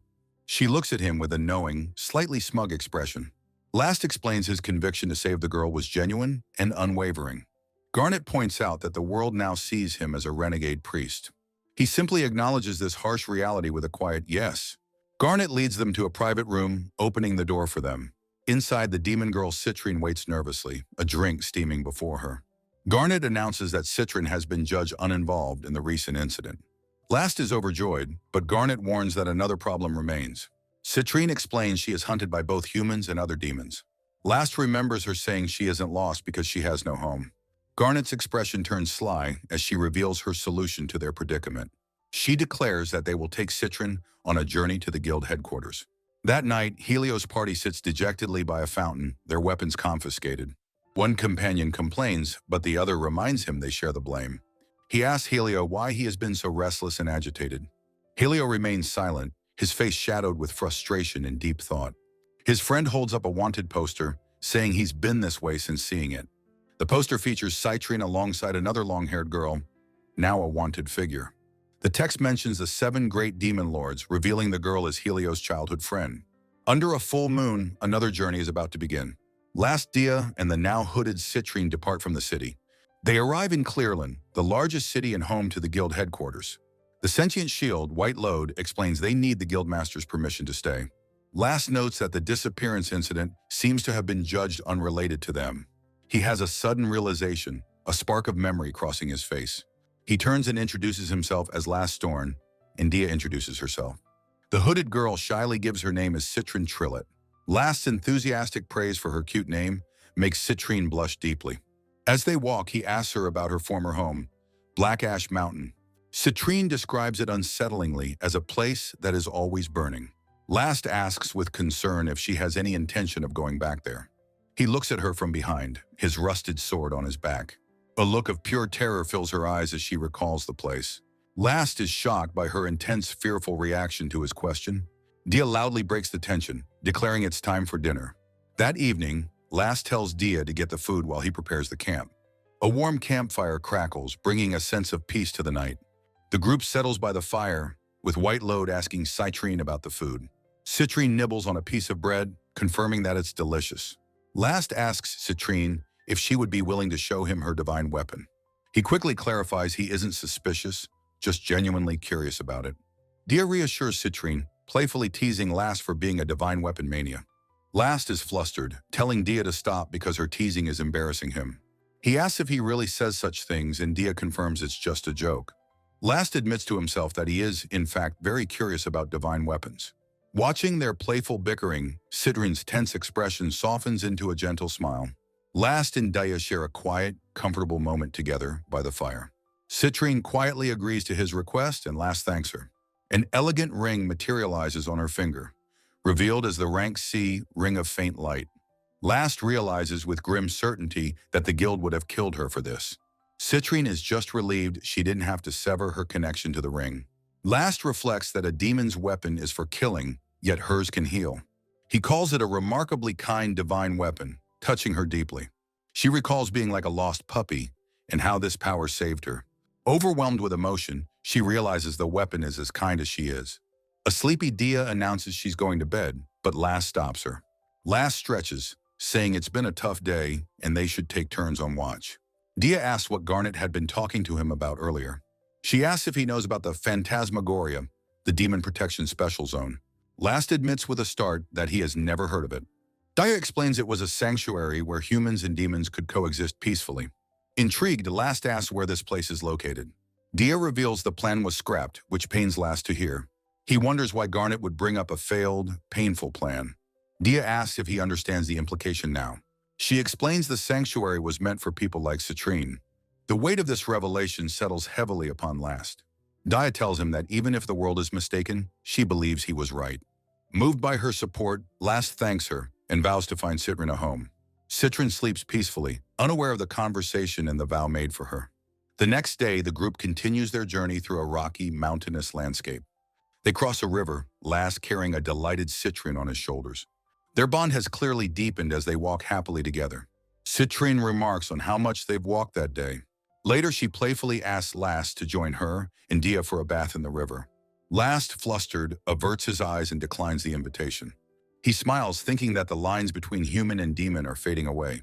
Dia calls out that she's been waiting, but Last remembers the danger still lurking. A sudden jolt of alarm snaps Last back to reality. Their peaceful moment is shattered as a troop of armored demons suddenly appears.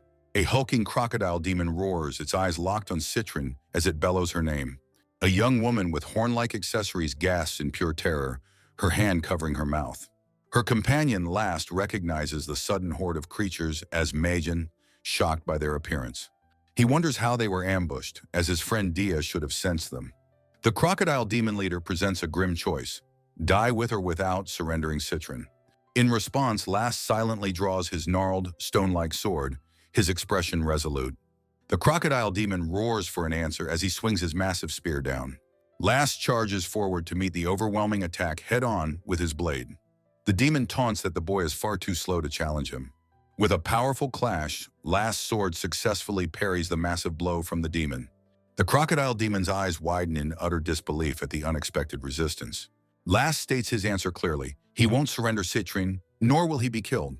The crocodile demon realizes with shock that this boy is not what he expected. Panicked by this turn of events, the demon leader orders his troops to retreat. A new figure holds up an ornate rapier, declaring their escape is useless. With a swift flash of steel, the mysterious child effortlessly cuts down the fleeing demons. Last looks up in shock at the carnage caused by the newcomer. The figure is revealed to be a child, perched calmly on a tree branch. With a cold smile, the child states that useless demons have no role to play. Last stares up at the strange white-clad child, his mind reeling. The child's skin, hair, eyes, and clothing are all a stark, uniform white. An unknown and immense pressure radiates from the child, putting Last on high alert. The child Quartz compliments Last's amazing strength, revealing this was a test. Last can only stammer, trying to process that his new foe is a child. Quartz states that they dislike pointless conflict and will simply take what they came for. With a determined expression, Quartz declares their intention to retrieve their objective. Raising a glowing white weapon, Quartz prepares to act on their statement. Last readies his own dark sword, demanding to know what their objective is. In a blinding flash of movement, Quartz appears beside Citrine, capturing her instantly. Last and Dia can only cry out in shock as Citrine is taken hostage. Citrine calls out the names of Last and Dia, her expression one of pure terror. Enraged by the abduction, Last prepares to unleash a powerful magical attack. He roars out the name of his technique, Chaos Bolt, a torrent of dark lightning. The devastating attack tears through the clearing, a wave of pure destructive energy. Last watches as Quartz dodges the attack with impossible, graceful ease. Quartz coolly remarks that Last still lacks critical combat experience. Last is stunned into silence by their calm and accurate assessment of his skills. He screams for Quartz to return Citrine as they zip across the battlefield in a blur. He pants heavily, struggling to track Quartz's flickering afterimages. Dia murmurs that it's more than just speed, it's something else entirely. Last realizes with a sweat-drenched brow that Quartz is disappearing completely. Citrine struggles against her captor, pleading for them to let her go. Quartz muses aloud whether they should take Last and Dia along as well. Terrified, Citrine screams at her friends to run, mentioning Onyx's place. Her plea for her friends to run echoes in her mind. Quartz brandishes a new weapon, a long, key-like spear that glows with ethereal light. The tip of the spear seems to vibrate with an unseen power. Last stares in bewilderment, realizing the weapon is slicing through space itself. A shimmering rift in reality begins to tear open behind Quartz and Citrine.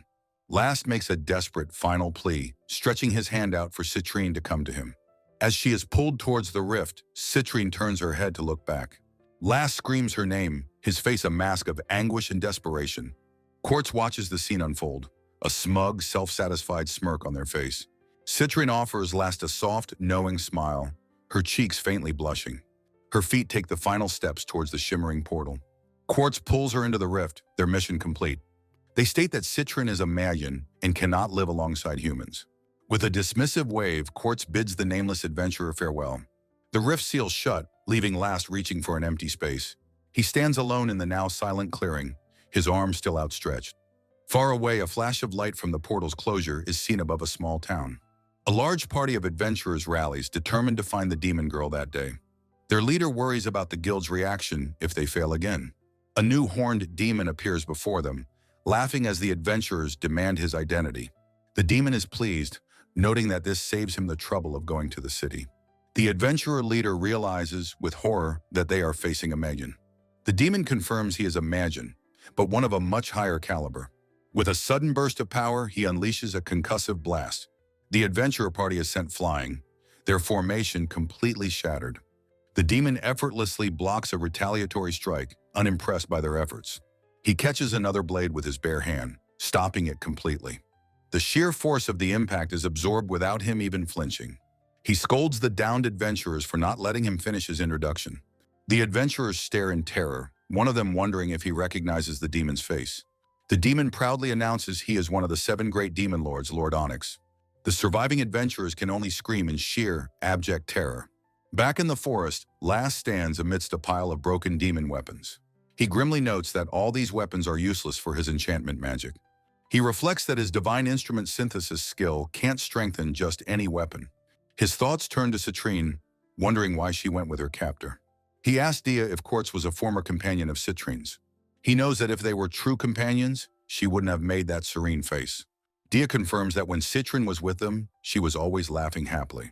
Last decides they must ask Citrine directly, but Dia wonders why it happened. As Dia runs to catch up, she asks where he's going. Dia theorizes that Quartz used a key-like weapon to manipulate space for the ambush.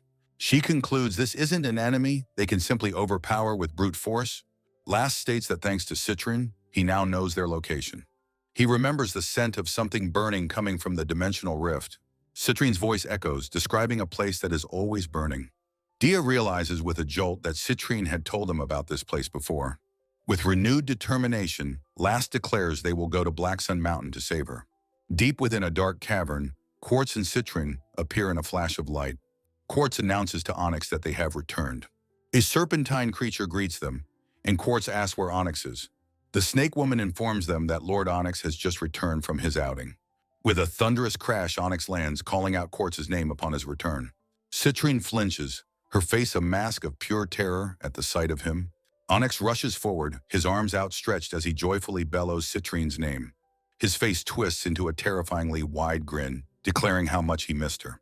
He appears directly before her, his intimidating presence causing her to sweat in fear. In a dark cavern, the demon Onyx asks the white-haired Quartz about his missing underlings. With a sarcastic smile, Onyx apologizes for his men's apparent incompetence. Quartz calmly explains that their journey to the capital was not a direct one. Realizing there must be an informant, Onyx calls out for his subordinate, Shinsha. The snake woman Shinsha appears, confirming there is a renegade who aids humans. Enraged that the guild has interfered, Onyx smashes the arm of his stone throne. Impressed by Quartz's power, Onyx offers him a place in his demonic legion. Quartz deflects the offer, asking about Onyx's own motivations and goals. A serene smile graces Quartz's face as he reveals his desire to destroy humanity. Intrigued, Onyx suggests Quartz could do it himself and become the next Demon Lord. Onyx mentions a powerful candidate was recently killed, but Quartz shows no interest. As Quartz turns to leave, Onyx stops him, asking about the adventurers pursuing them. Onyx expresses confusion, believing the adventurers should be coming to their rescue. Quartz cryptically states there is no reason for rescue, as Citrine came willingly.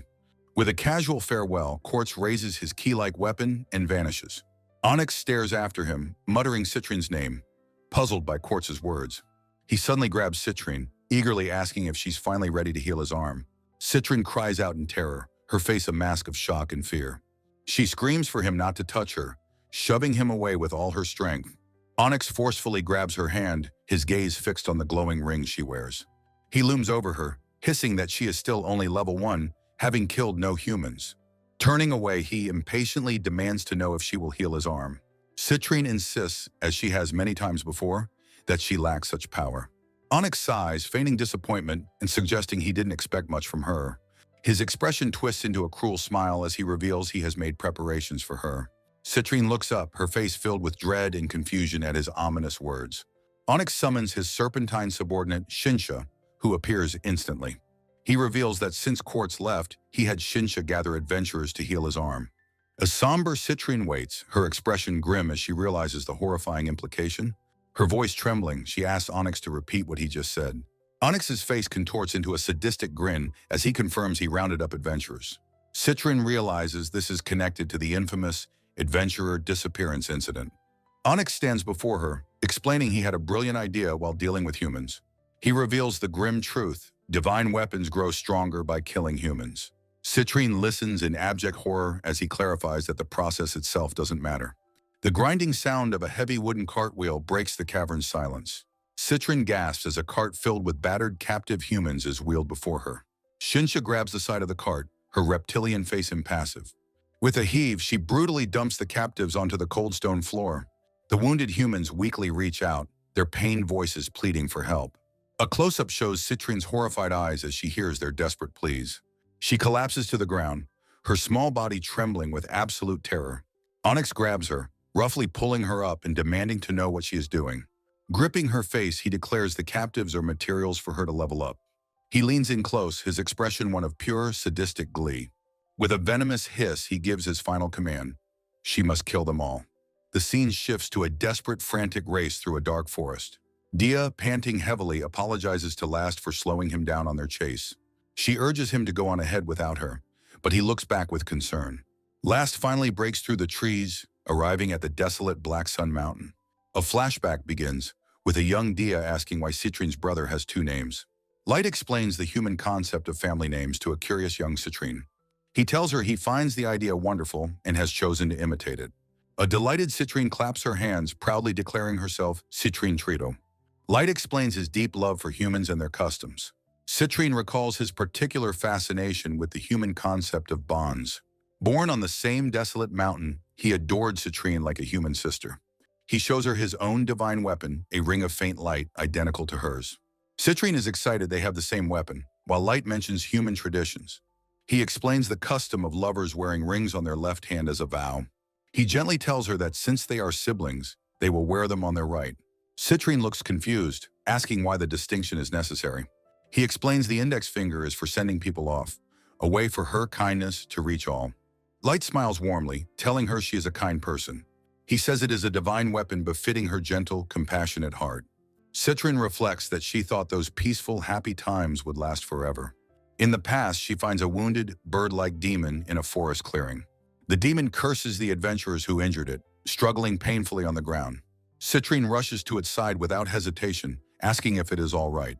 She immediately begins to cast a healing spell on the wounded creature. The bird demon is shocked as its wounds miraculously mend before its eyes. Fully healed, it flees without a word, leaving a surprised Citrine behind. She pouts, calling him a rude person for not even saying thank you. Her brother Light reassures her that she did well, forgiving the demon's rudeness. Their peaceful moment is shattered by the sudden arrival of the demon Onyx. Citrine tries to explain the situation, but Light is already on guard. Onyx introduces himself and his apostles, thanking them for their troubles. A terrified Citrine hides behind her brother, startled by the imposing demon. Onyx declares that Citrine will join them and regenerate his lost right arm. Light steps forward protectively, stating that Citrine lacks such power. Onyx cruelly suggests she can gain the necessary power by killing humans. Light firmly states that Citrine would never want such a thing. Onyx chuckles, admitting his phrasing might have been poor. His face contorts in rage as he screams it wasn't a request, but an order. Light reacts instantly, thrusting his own hand forward in a defensive gesture. A brilliant flash of light erupts from his ring, engulfing the entire scene. Light stands with his arms outstretched, creating a barrier with his own body. He screams at Citrine to run, his final command a selfless sacrifice. Citrine looks back in horror as her brother vanishes in the blinding light. Her desperate flight leads her to a small, remote village nestled in a valley. She calls for help, startling two men standing outside a house. They run towards her, asking what's wrong as she begs them for assistance. She cries out for them to save her brother, her face streaked with tears. The men notice her horns, their expressions shifting to shock and then fear. They scream that she's a demon and turn to flee in absolute terror. Citrine reaches out, begging them to wait and listen to her explanation. The villagers run, their fear absolute as she pleads with them. A man screams for everyone to grab whatever weapons they can find. An angry mob armed with farm tools surrounds her, vowing to kill her. Overwhelmed, Citrine clutches her head as her brother's twisted voice screams, "Kill!" In her mind, a demonic figure with dark skin and horns roars a terrifying command for slaughter. Kneeling on the ground, Citrine clutches her head, overwhelmed by the horrifying mental assault. The demon lord Onyx taunts her, asking if she is sad about the human sacrifices. Her terror turns to cold fury as she accuses Onyx of killing her brother. With a defiant cry, she draws her blade, vowing his arm will never be healed.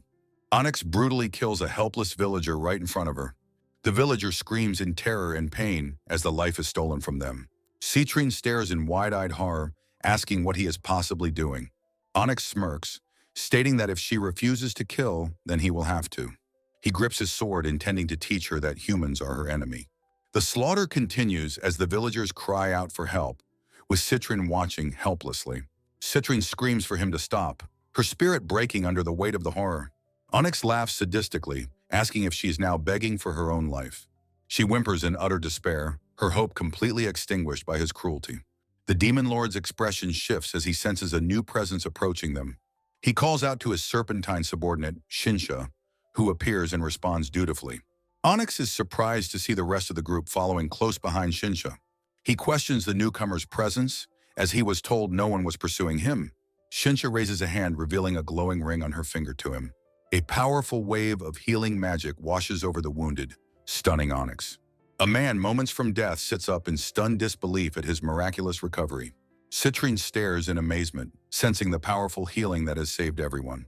Onyx is utterly shocked by the tide-turning display of healing magic. At the cave entrance, Last, Dia, and Shinsha have finally arrived at their destination. The adventuring party looks up at the desolate mountain, the hideout of their enemy. Shinsha asks if they have arrived at the Onyx Apostles' known hideout. Last and Dia confirm that this is undoubtedly the right place to be. Shinsha lets out a soft, condescending chuckle, calling their direct approach foolish.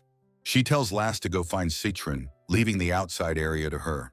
Last protests, stating his divine weapon is a shield meant to protect his friends. He declares that because he failed before, he will protect them this time. Shinsha's form becomes monstrous as she snarls at Dia to just kill her. Dia grabs her companion, Last, by the arm, preparing to take decisive action. She yells his name as she heaves him forward with all her might.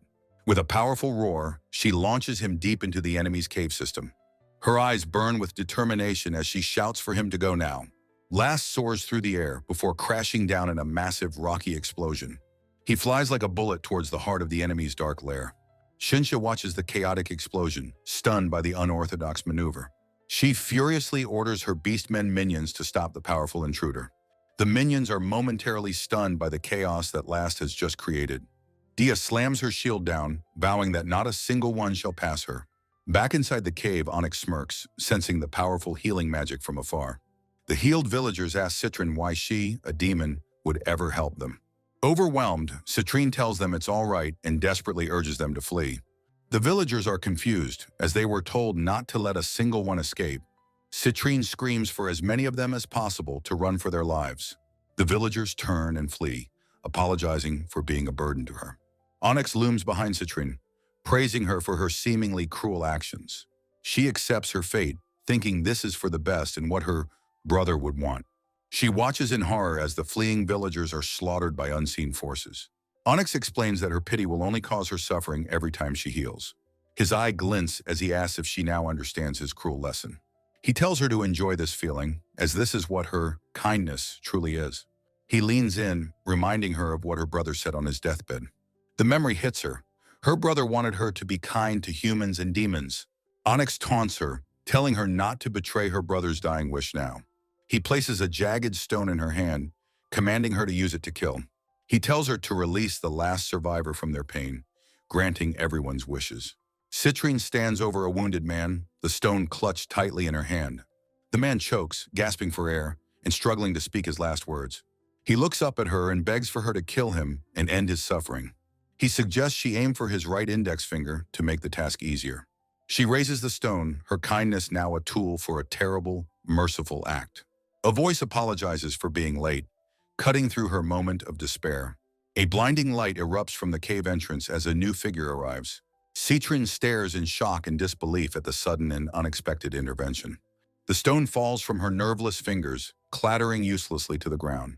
Overwhelmed with relief, tears stream down her face as she finally sobs. Last stands before her, a powerful and reassuring presence telling her it's okay now. His mind flashes back, realizing she had lost her home and brother, becoming lost. He reflects that he couldn't understand her, as both demons and humans were his enemies. She remembers not wanting to get involved, wondering why he would help her. The memory shows the same man shielding her from a mob screaming for her death. She recalls asking him why he would ever help her, a demon. Last kneels, gently telling her that yes, she is indeed a demon. He finishes his thought, declaring that she is also their cherished comrade. Her brother's enraged voice cuts in, demanding to know what Last is doing. He roars that Citrine is just a tool to level up, commanding her to kill. Last's eyes narrow with cold fury at the demonic brother's cruelty. He considers the brother just one more piece of material for his own power. He lunges, declaring the brother will become nourishment for his level up. The brother laughs, catching Last's sword with his bare-clawed hand. The impact sends a shockwave through the air, stunning the demonic brother. Last's fist bleeds as he snarls that he will never forgive him for his actions. Back in the present, Citrine sees Last is injured and casts a healing spell. He rushes to her side, telling her a full recovery is impossible, but he can help. She insists that because he saved her, she will now be the one to help him. He is taken aback, but then a smile of understanding crosses his face. He agrees, patting her head and telling her that he is counting on her. Citrine beams, wiping away a tear, and agrees with a happy, determined cry. Onyx scoffs, questioning if they really intend to fight against him. He laughs, licking his claws, mocking their chances of defeating him. Last glares back, clarifying that he doesn't just intend to fight, he will defeat him. A massive explosion rocks the landscape as their fateful battle finally begins. Outside the cave, Dia stands her ground against a horde of beastmen. The monsters are frustrated, marveling that her shield is completely invulnerable. Shinsha coolly assesses the stalemate, wondering how to best attack the defense. The beastmen unleash a furious, multi-pronged assault on the shield maiden. Dia stands firm, bracing herself against the onslaught, a lone protector holding the line. A blonde warrior powerfully blocks a beastman's punch with her massive shield. With surprising force, she launches her attacker backward, using her shield's edge. The beastman is sent flying as she commands him to take the powerful blow. Her determined face is shown in close-up as she roars her attack. The kangaroo-like monster stares in utter shock and disbelief at her strength. He is thrown violently across the battlefield by the force of her counter. Crashing hard into the ground, the defeated beastman cries out in agony. His two companions anxiously rush to his side, asking about his condition. He insists he only grazed her, but his friends saw him get launched. The snake woman leader, Shinsha, observes from afar, questioning this unexpected development. Dripping with sweat, Dia notes the strange, focused attention she is receiving. Shinsha realizes the shield is a divine weapon and lets out a triumphant laugh. Her mood sours as she furiously orders her minions to attack all at once. The beastmen hesitate, but she silences them, questioning their attack strategy. She commands them to stop making excuses and charge their enemy head-on. Dia looks on, warily trying to anticipate what her opponents are planning next. Her foes unleash a combined barrage of special attacks, Rock Crusher and Iron Fist. Shinsha spreads her arms like dark wings, gleefully anticipating the finishing blow. With a defiant roar, Dia braces herself for the chaotic, overwhelming assault. The snake woman cackles, her fanged mouth open wide in sadistic victory. Her companion Last watches the overwhelming attack with a grim, focused expression.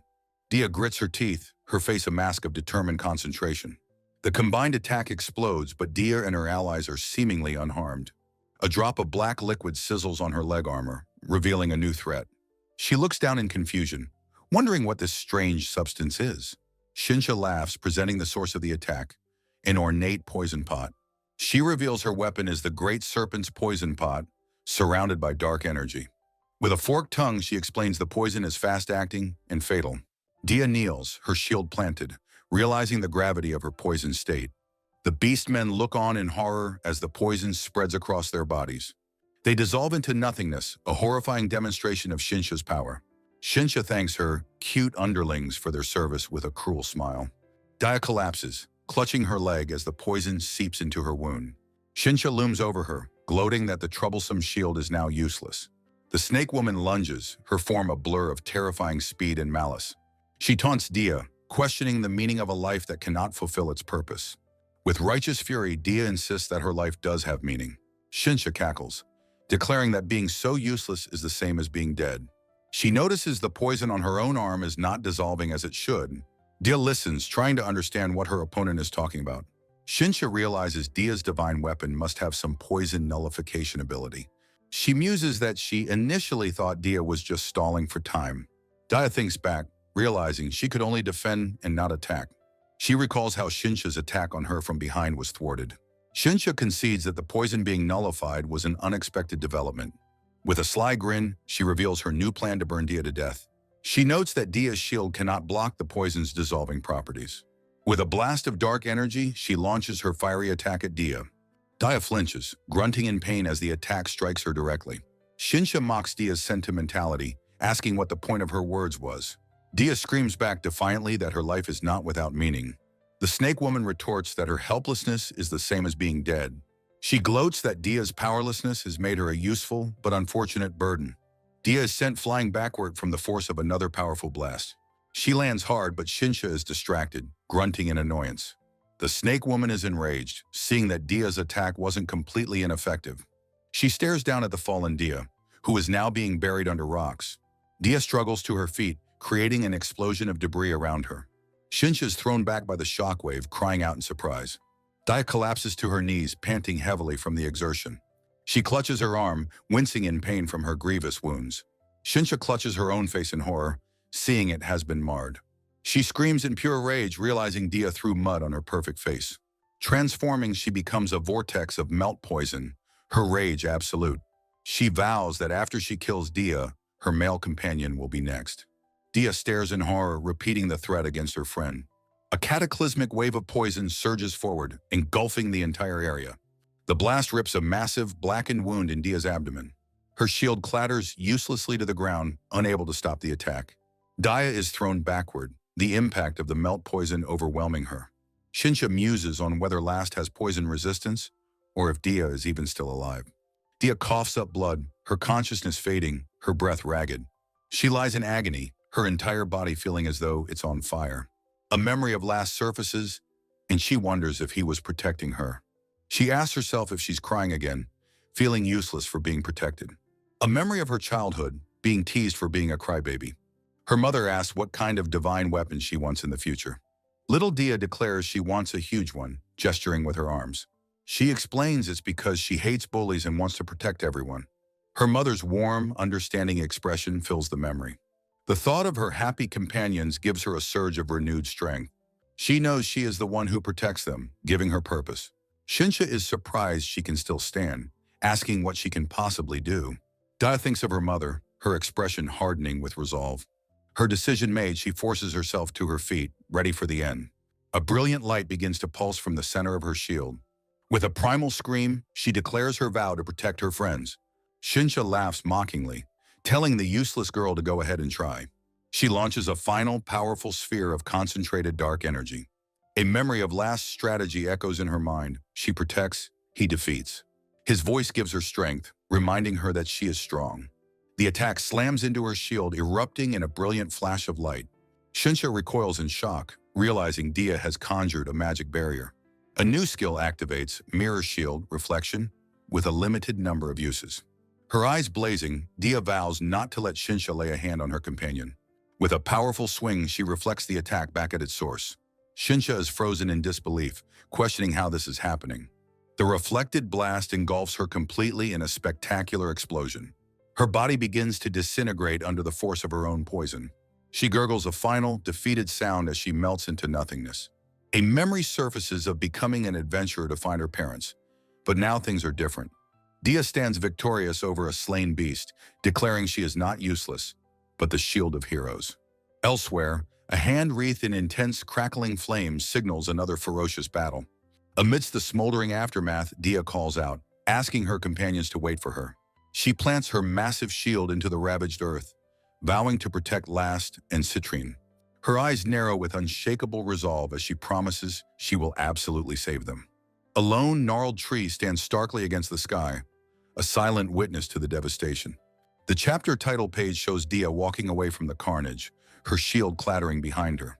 In the distance, a dark figure emerges from a cave entrance amidst a forest of barren trees. Dia looks up suddenly, her eyes wide with shock and alarm at the new arrival. A young warrior Last lets out a furious battle cry as he charges into the fray. His demonic opponent Onyx roars back, his face split by a wide, fanged, and ecstatic grin. The two combatants clash with incredible speed, their blades a blur of intense motion. Their swords meet in a shower of sparks, the powerful impact radiating through the air. Onyx laughs with manic glee, praising Last's weapon as a magnificent divine instrument. Apologizing for getting carried away, he introduces himself as Onyx, one of the 7 great demons. Last launches another fierce attack, his face a mask of intense concentration. A flicker of surprise crosses Onyx's eye at his opponent's unrelenting tenacity. He effortlessly parries the blow, questioning why Last has bothered to introduce himself. Last is sent stumbling back, but defiantly bellows his name, Last Stone. Onyx demands that Last also state his name, since he has already introduced himself. The title 7 Great Demon Lords echoes in Last's mind, recalling their legendary evil. An old history book depicts a valiant hero, as Last realizes this legend from the Great War survived. Onyx boasts that he must be stronger than the hero whose right arm he took. Last utters the word hero in shocked disbelief, the legend becoming terrifyingly real. Onyx asks if that's what they call the strongest adventurer, recalling his duel with one. A stark flashback shows Onyx losing his own right arm in that ancient, legendary battle. After the war, he sought a rematch, only to find the hero had already died of old age. His interest has now shifted to a different hero, his predatory gaze fixed on Last. Holding a corrupted shard, Onyx wonders if Last might be stronger than the original hero. From a distance, a woman with pale hair states that Last cannot become an adventurer. A young Dia recalls not understanding why she had to be saved. A memory of a desperate battle surfaces, a frantic plea for someone to help. Ina's face is filled with worry, thinking how Last continues to lose even now. Last unleashes his black flame enchantment, determined that he cannot possibly lose. Onyx grins with delight, easily identifying the powerful enchantment magic. He counters with his own deadly spell, Dark Thunder, a torrent of black lightning. The two powerful spells collide, dark energy tearing violently through the air.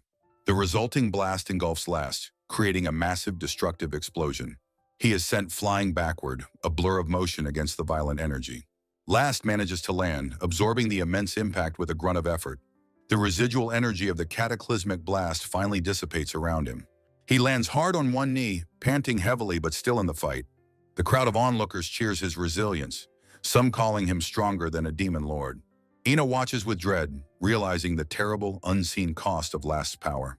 Last forces himself to his feet, his mind focused solely on defeating Onyx. Onyx's triumphant, echoing laughter rings out across the battlefield. He declares how fun fighting is, taunting Last about having two good arms. The Demon Lord grins, saying he'll give Last a hand in the fight. He announces that the warm-up is over and it's time to get serious. Last looks on in confusion, questioning what Onyx is talking about. Onyx stands before him, completely unscathed by Last's all-out attack. Last's eyes widen in utter disbelief, realizing he didn't even leave a scratch. Onyx reveals his own enchantment, the horrifying curse of Dead End. A man from the crowd is sent tumbling through the air by the immense shockwave. A massive wave of dark energy surges from Onyx towards the onlookers. The attack slams into the crowd, scattering them like dust across the wasteland. Ina watches in horror, her hands clasped to her mouth in utter shock. Onyx tells Last to enjoy the show, promising to heal his arm when he returns. He commands Last to level up, threatening to kill everyone if he doesn't. Last glares at him, his face a mask of shock and impotent fury. Ina trembles with fear at the horrifying ultimatum. The battlefield falls silent, smoke rising from the devastated ground. Ina lies motionless on the ground, defeated by the overwhelming power. Last struggles to push himself up from the trembling earth, groaning in pain. He realizes the true power of a great demon lord, who wasn't even serious. He knows the strength of his own demonic equipment is on another level, and he must surpass it. He considers using the forbidden and dangerous dual enchantment magic. His body convulses as he worries his runaway magic is too much to handle. Onyx taunts him, saying if his other spells are useless, he has no other choice. The Demon Lord's goading encourages Last to get serious for the final clash. Ina tells the crowd to run while she buys time, but they refuse to leave her. She thanks them for their loyalty, but knows their efforts are futile. Last rises, his back to them, declaring he doesn't want to run away anymore. He addresses his sword as his partner and prepares for one last stand. He grips his sword tightly, activating the forbidden dual power. A flash of surprise crosses Onyx's eye as he senses the shift in power. Onyx cries out in agony, realizing he's been afflicted by a curse. He deduces that Last's divine weapon is actively weakening his dead-end curse. Last strains on his knees, unable to completely nullify the curse but managing to fight it. Onyx roars that a mere curse won't be enough to finish him. He leaps through the air, his cape billowing, to attack the weakened Last. Last's sword transforms, swelling with a dark, menacing power.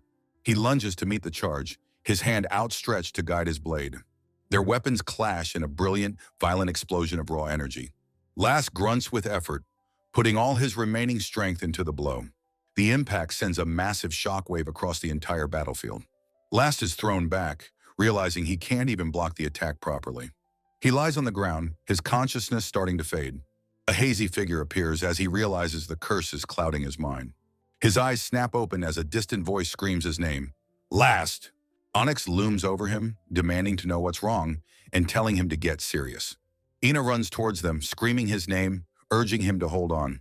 In a final moment of clarity, Last's eyes focus with unshakable resolve. Ina screams in horror as Last throws himself in front of her.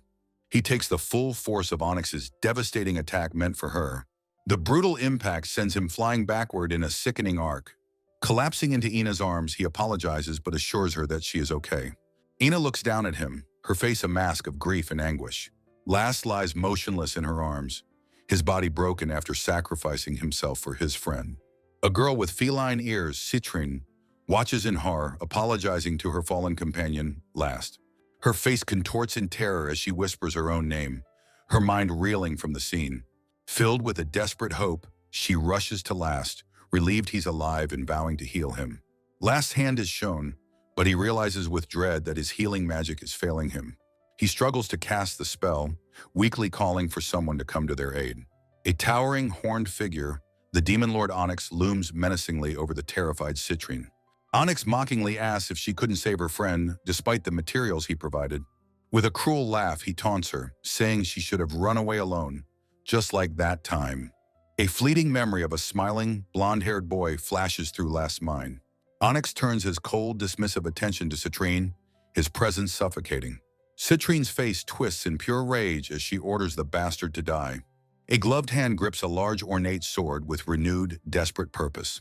Onyx swings his blade down, declaring that she is the one who will die. His attack is parried with a loud clang of steel as a shield is thrown to intercept. A recovered lass stands across the wasteland, demanding to know who this demon is. Nearby, a battered Dia kneels in the rubble, panting heavily from the force of a previous blow. Her face is a mask of pure fury as she vows that her companion will deal with him. Onyx laughs, calling Dia a tattered rag and questioning the foolishness of her companion. He smirks with condescending amusement, stating that no one ever expected anything from them. Citrine turns to Dia with a face full of concern as her friend trembles in pain. Onyx walks away, expressing his deep disappointment in last in the anticlimactic fight. He gloats about the cruel punishment he had planned, forcing Last to watch his friends die. A memory of a hand, perhaps representing a promise, flashes through Last's mind. Last realizes with utter despair that if this continues, they will all perish. A memory of two smiling girls appears, their happiness juxtaposed with a command to die. Lying on the ground, Last screams in denial, refusing to let his friends die. His trembling hand grips the hilt of his massive demonic sword with desperate strength. Kneeling, he addresses his weapon as his partner, begging it to lend him its power. In the darkness of his mind, he pleads for the power to protect them and defeat the demon. Onyx swings his blade, preparing to strike down the helpless heroes. Citrine stands protectively over the fallen Dia, her arms spread wide in a defiant stance. The Demon Lord's attack is unleashed with immense, terrifying speed. A colossal explosion of dark energy erupts, engulfing the two girls in a blinding light. Onyx shouts in surprise, his expression shifting to one of manic excitement. Last rises, wreathed in chaotic black energy, having unleashed dual enchantment magic. His eyes blaze with newfound power, the title page confirming his incredible transformation. From the sidelines, Citrine and Dia stare in utter shock and disbelief. Onyx grins maniacally, questioning if Last had been hiding his true power all along. Last's hand grips his sword, which now crackles with a dark, unstable aura. With a furious roar, he launches himself forward, a blur of motion and energy. His face is a mask of pure, focused rage as he closes the distance to his foe. Onyx conjures a swirling vortex of dark energy to meet the reckless charge. The two opposing forces are just a moment away from a spectacular collision. A cataclysmic explosion rocks the battlefield, shattering the very ground beneath them. The shockwave sends Citrine and Dia flying backward with a cry of alarm. They struggle to their feet, trying to understand what has happened to Last. Dia realizes he has somehow perfected the unstable dual enchantment technique. Last smashes through Onyx's guard with a powerful, roaring attack. The Demon Lord is sent staggering back across the wasteland, shocked by the force. Last leaps high into the air, surprising Onyx with an unexpected aerial assault. The two warriors clash again, their weapons meeting with incredible, explosive force. Their combined power creates another massive shockwave of dust and energy. Onyx laughs, reveling in the fight and asking if this is why Last became an adventurer. He taunts Last, suggesting that his ultimate goal is to become a great hero. A memory shows Onyx's boot on Last's head as he declared his reason for fighting. Last screams his true purpose. He became an adventurer to end the fighting itself. Onyx is stunned into momentary silence by this unexpected declaration. Last drives his empowered blade forward, overwhelming the Demon Lord with his newfound power. He lands a solid blow, sending a spray of dark blood into the air. Black droplets splatter onto the ground, confirming the demon has been wounded. Onyx staggers back, questioning how his powerful magic armor was broken. His eyes blaze with fury as he asks what Last did, refusing to be defeated by a human. He cannot believe a mere mortal has the audacity to become a hero and challenge him. He cackles, calling this a perfect opportunity to crush Last's foolish dream. Last's face is a mask of pure, desperate determination as he presses his attack. From the sidelines, Citrine wonders if he can truly defeat the mighty Onyx. Dia looks on, her face filled with a mixture of hope and utter disbelief. Last suddenly stumbles, coughing up blood as his immense power begins to falter. Citrine cries out in alarm, noticing his grievous wound has reopened. Onyx realizes Last's curse has weakened from absorbing his own destructive power. He laughs maniacally, seeing this as a perfect chance to strike back. Last's face shows a flash of defiance, telling Onyx it's a shame. He unleashes a final, desperate burst of black flame, a powerful hell flare. The attack streaks across the battlefield in a blur of destructive motion. The black fire erupts with incredible force, engulfing the entire area in its blast. Last is left kneeling in the smoldering crater, utterly spent from the effort. He clutches his head, gasping for breath, the intense battle having taken its toll. He knows he can't fight any longer. The curse and his wounds are at their absolute limit. He acknowledges the overwhelming, legendary strength of the great demon lord. From the dust cloud, Onyx lets out a triumphant, mocking laugh. Last looks up, his face a mask of complete shock and utter despair. The demon lord, wreathed in shadow, taunts him, asking if he truly thought he could win. Last is horrified, realizing Dia is somehow still standing, despite the devastating attack. A memory flashes, showing him grasping his brother's disintegrating rocky hand. He looks at his own weapon, wondering if this is as far as his partner can go. Citrine and Dia watch from afar, Citrine calling out Last's name in concern. Dia admits to herself with grim certainty that she cannot win this fight. Last calls out to Citrine, telling her to take Dia and run while he buys them time. Dia refuses, crying out that she won't leave him behind and will stay with him. Last screams at her, his voice cracking as he asks if she wants to die. He pleads with her, insisting they'll all be killed if she stays, begging her to run. Dia grabs the struggling Citrine, who cries for her brother to help her. With a heavy heart, Dia begins to drag Citrine away from the fight, honoring Last's wish. Last watches them go, apologizing to Citrine and asking her to survive. He turns to Dia, entrusting Citrine's safety to her and telling her to leave the rest to him. Dia is filled with self-reproach, feeling useless for not being able to protect him. She stops, turning back with new resolve, declaring she will protect him so he can win. Her face is a mask of anguish and determination as she remembers his words. He had reminded her that her purpose was to find her parents, not die in a place like this. Dia smiles through her pain, vowing to protect him until the very end. A young warrior is violently thrown backward by a powerful, devastating attack. His face is a mask of pure, unadulterated shock and disbelief. The hilt of his shattered sword falls to the desolate ground. From the dust, the warrior Last glances back at the horrific scene. His companion Dia lies motionless in a growing pool of blood. His broken weapon begins to glow with a renewed, furious energy. A primal scream of pure, unrestrained rage tears from his throat. Citrine's inner voice laments running away, wishing she had died with her brother. She vows never to repeat that mistake and to save Last and Dia. Crying in frustration, she desperately tries to think of a plan. A blonde adventurer appears, having caught up to the fleeing Citrine. She asks why he ran, but he asks why she is leaving her brother behind. He holds out a small, glowing bottle towards her with a gentle gesture. Explaining it's his last recovery potion, he urges her to take it. The adventurer admits he only has enough magic for one more spell. Staring at the potion, Citrine realizes it's a single, precious chance. A dark, wicked blade flashes through the air with brutal speed. Last screams in agony as his left arm is cleanly severed from his body. The demon lord, Onyx, lets out a peal of cruel, triumphant laughter. Onyx taunts Last, remarking that now they are both one-armed. The demon lord looms over him, mocking his inability to win the fight. Gritting his teeth, Last resolves to defeat Onyx even with one arm. Citrine runs frantically across the battlefield, heading towards Last. She worries about what to do, knowing her presence is a liability. Clutching the potion, she fears getting close will only cause trouble. In her panic, her foot catches on a rock, and she tumbles forward. Her horrified gaze falls upon Dia's broken, bleeding body nearby. The precious recovery potion shatters uselessly on the ground. Dia weakly whispers that she will protect her companion. Citrine watches in horror as the demon lord approaches the fallen Dia. With her last bit of strength, Dia touches a glowing ring on her finger. A cataclysmic explosion of pure white light erupts from her body. Last screams as the demon lord is thrown backward by the blast. He throws his broken sword hilt high into the air.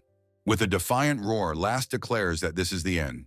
He intercepts the demon lord's next attack with a powerful blow. Onyx stares in disbelief at Last's sudden, impossible resurgence. He sees Citrine standing in the distance, the source of the blinding light. The demon mutters her name, distracted for a fatal moment. His monstrous hand begins to crumble away into motes of dust.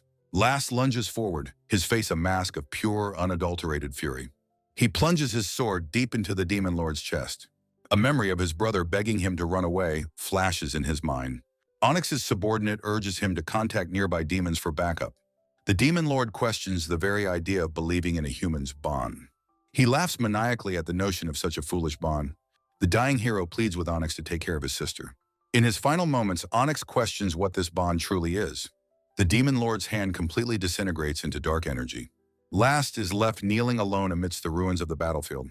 From a distance, Dia and Citrine wonder if Last has truly won. Exhausted and broken, Last slumps forward, his energy gone.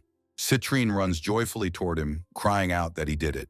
He pulls his two companions into a tight, desperate hug. Overwhelmed, Last sobs with relief that they are both safe. Dia's stoicism finally breaks as a single tear rolls down her cheek. She clutches his arm, confessing how terrified she had been. Her suppressed fear erupts in a flood of unrestrained sobs. The three survivors cling to each other in the desolate landscape. A single brilliant ray of sun breaks through the dark clouds. They huddle together, two massive swords marking the battlefield.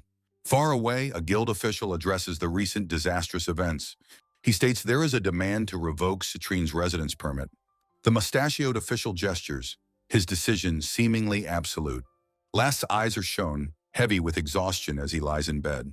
He awakens, his blurry vision focusing on an ornate ceiling light. Dia's concerned face comes into view as she softly calls his name. Still disoriented from his long sleep, Last asks where he is. Dia explains they are in the clinic in the city of Clearland. She tells him the adventurers they saved brought them there. Last is shocked to learn he has been unconscious for 2 full days. He immediately looks for Citrine, who is sleeping peacefully nearby. A wave of profound relief washes over his tired face. He gently pats her head as she continues to sleep. Dia rushes in, overjoyed to see that Last is finally awake. The commotion wakes Citrine, and Last wishes her good morning. She beams back at him, happily returning the warm greeting. A kind-faced healer enters the room, asking if they are in pain. She assures Last his severe wounds are now completely healed. Citrine thanks the healer, and Last praises her own healing efforts. He pats Citrine's head again, and she blushes with happiness. The healer reveals Citrine's permanent residence permit has been approved. Last is stunned into silence by the incredible and unexpected news. Dia explains that the adventurers they saved persuaded the guild. Overjoyed, Last celebrates the good news with a happy Citrine. Citrine, flustered and overjoyed, manages a small, happy yes. Last asks Dia if she is truly okay without their magic healing. He looks at her with concern, but she assures him she's fine. Last reflects that their journey's purpose was finding her a home. Dia agrees, feeling they have achieved something truly significant. Citrine looks on, agreeing that this is a wonderful outcome. The healer announces she must leave to report to the guild. She instructs them to rest and visit the guild HQ tomorrow. The healer departs, closing the door firmly behind her. Last muses about the guild HQ, but Dia tells him to rest. A sudden thought strikes Last, and he asks if they are injured. Dia says they are fine, but Citrine admits her back still hurts. Last asks to see Dia's back, worried about her deep wound.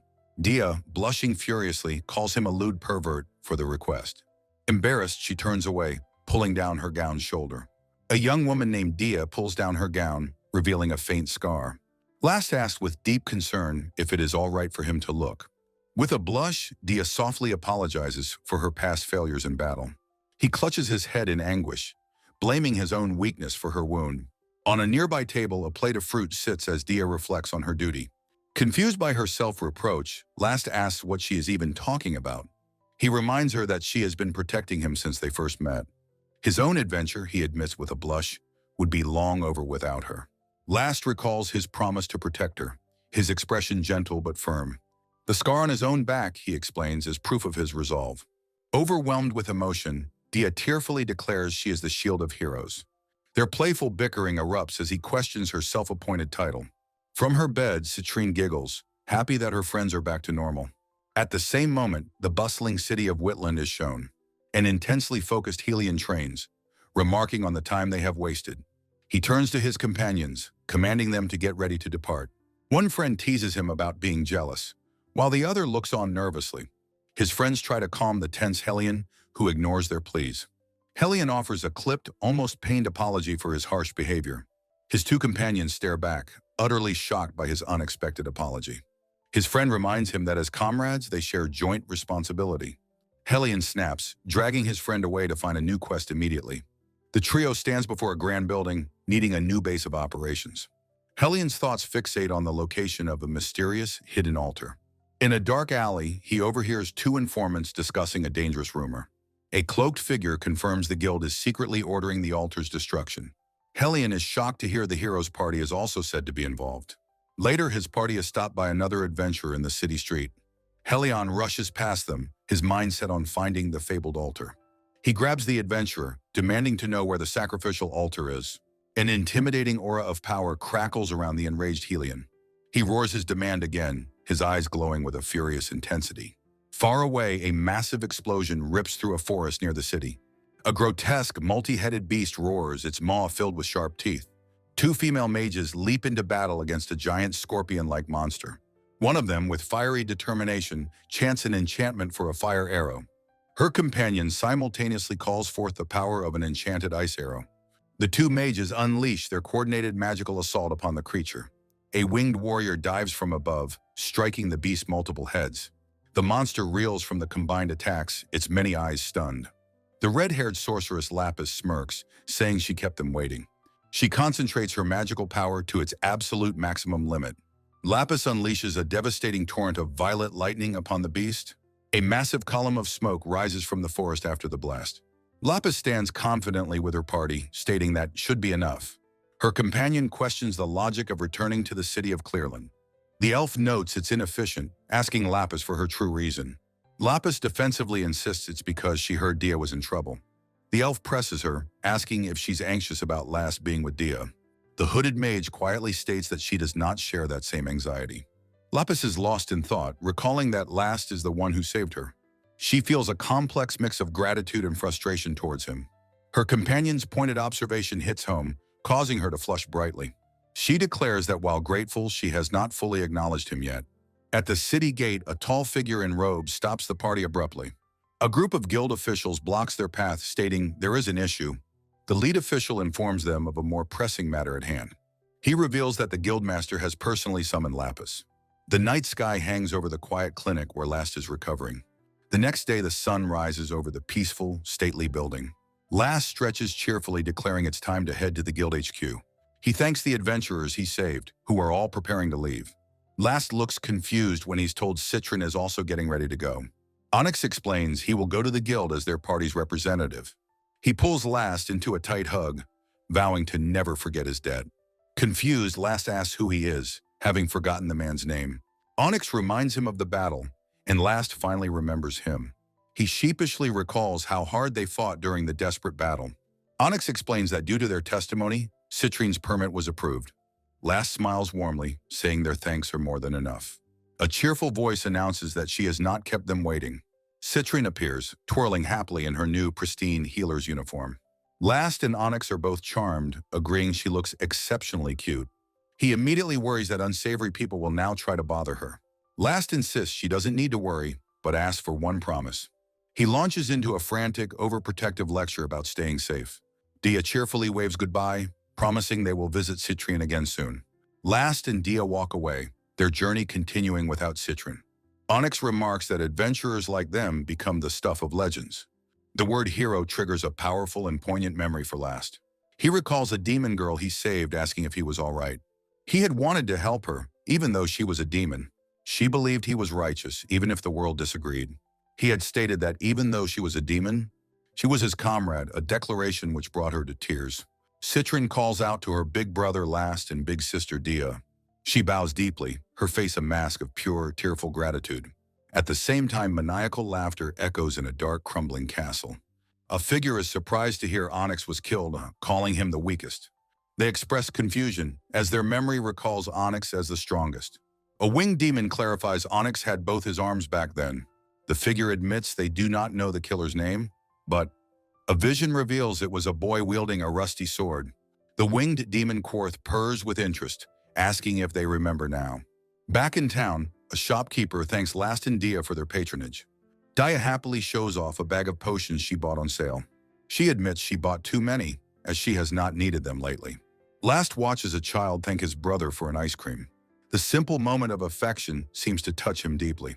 Dia notices his quiet mood and asks if he's worried about Citrine. A smiling Dia remarks on the large amount of luggage she always seems to carry. She clutches a potion, reflecting on Citrine's difficult past and feeling reassured about her future. As they walk, Last trails off mid-sentence, his expression distant and lost in thought. A joyful memory of the red-haired Ruby's smiling face flashes through his mind. He reflects on how natural being with her once felt, admitting he's still not used to her absence. Shaking off the melancholy, he cheerfully announces that it's time for them to move on. Dia stops walking for a moment, her feet planted firmly on the cobblestone street. Watching him stride ahead, she quietly vows to herself that she will always be with him. Last turns back, having only half heard her, and asks if she said something.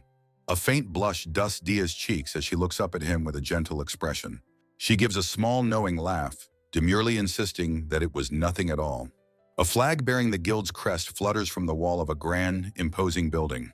Upon arriving, Last expresses his awe at the immense size of the guild headquarters. With a determined look, he turns to Dia and says it's time for them to go inside. Together, the two adventurers walk towards the massive arched doors of the guild. Last pushes one of the heavy doors open, the sound creaking through the quiet air. They cautiously peek inside, announcing their arrival with a touch of nervous hesitation. A lone cloaked figure stands waiting for them in the vast, eerily empty hall. The figure's face is completely obscured by the deep, ominous shadows of their hood. Last naively asks the intimidating figure if they are the receptionist. In response, the hooded figure lunges forward in a silent, explosive burst of speed. Last reacts instantly, his sword raised to parry the sudden, aggressive attack. Dia cries out for them to stop as Last yells for his mysterious assailant to wait. The figure brandishes a whip-like weapon, lashing it swiftly through the air. Last cries out the name Last Sand as the whip wraps tightly around his arm.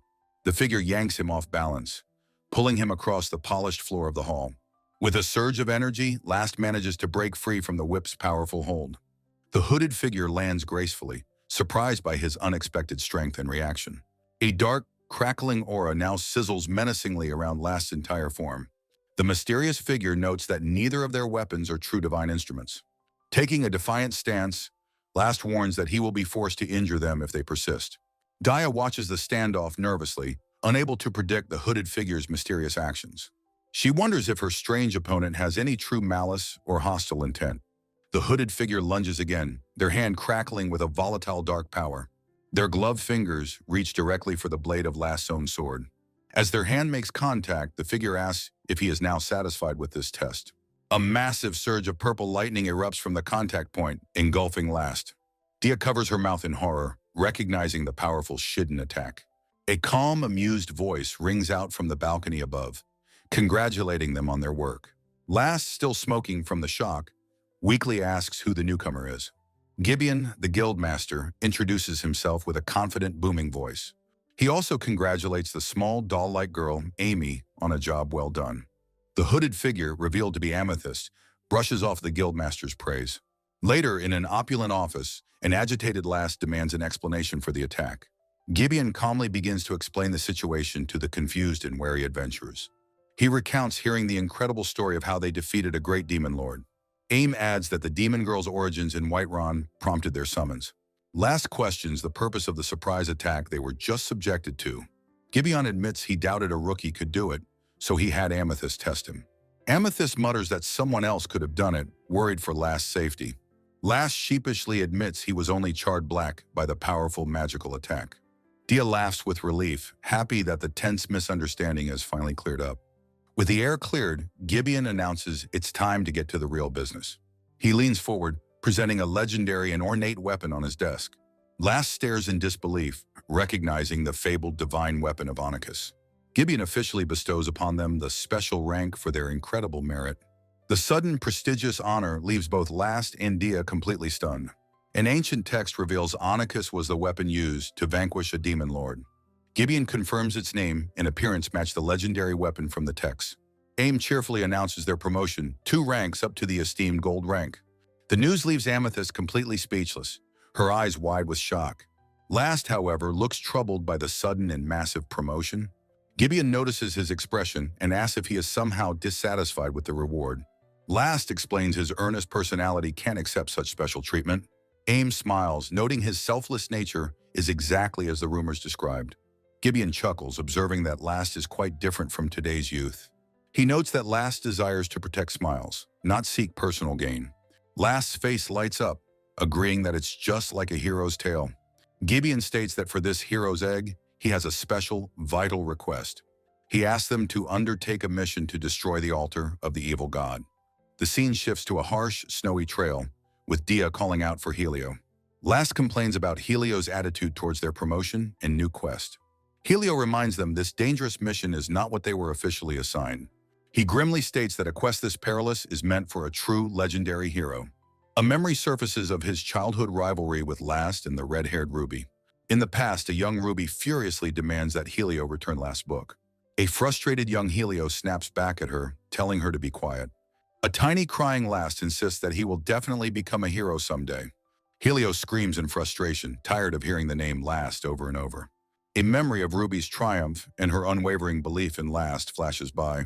Helio's friends try to console him after Ruby's B-rank weapon is announced. Ruby asks for Last Stone to join them, leaving a dejected Helio behind. Helio watches them leave, a pained and conflicted look on his young face.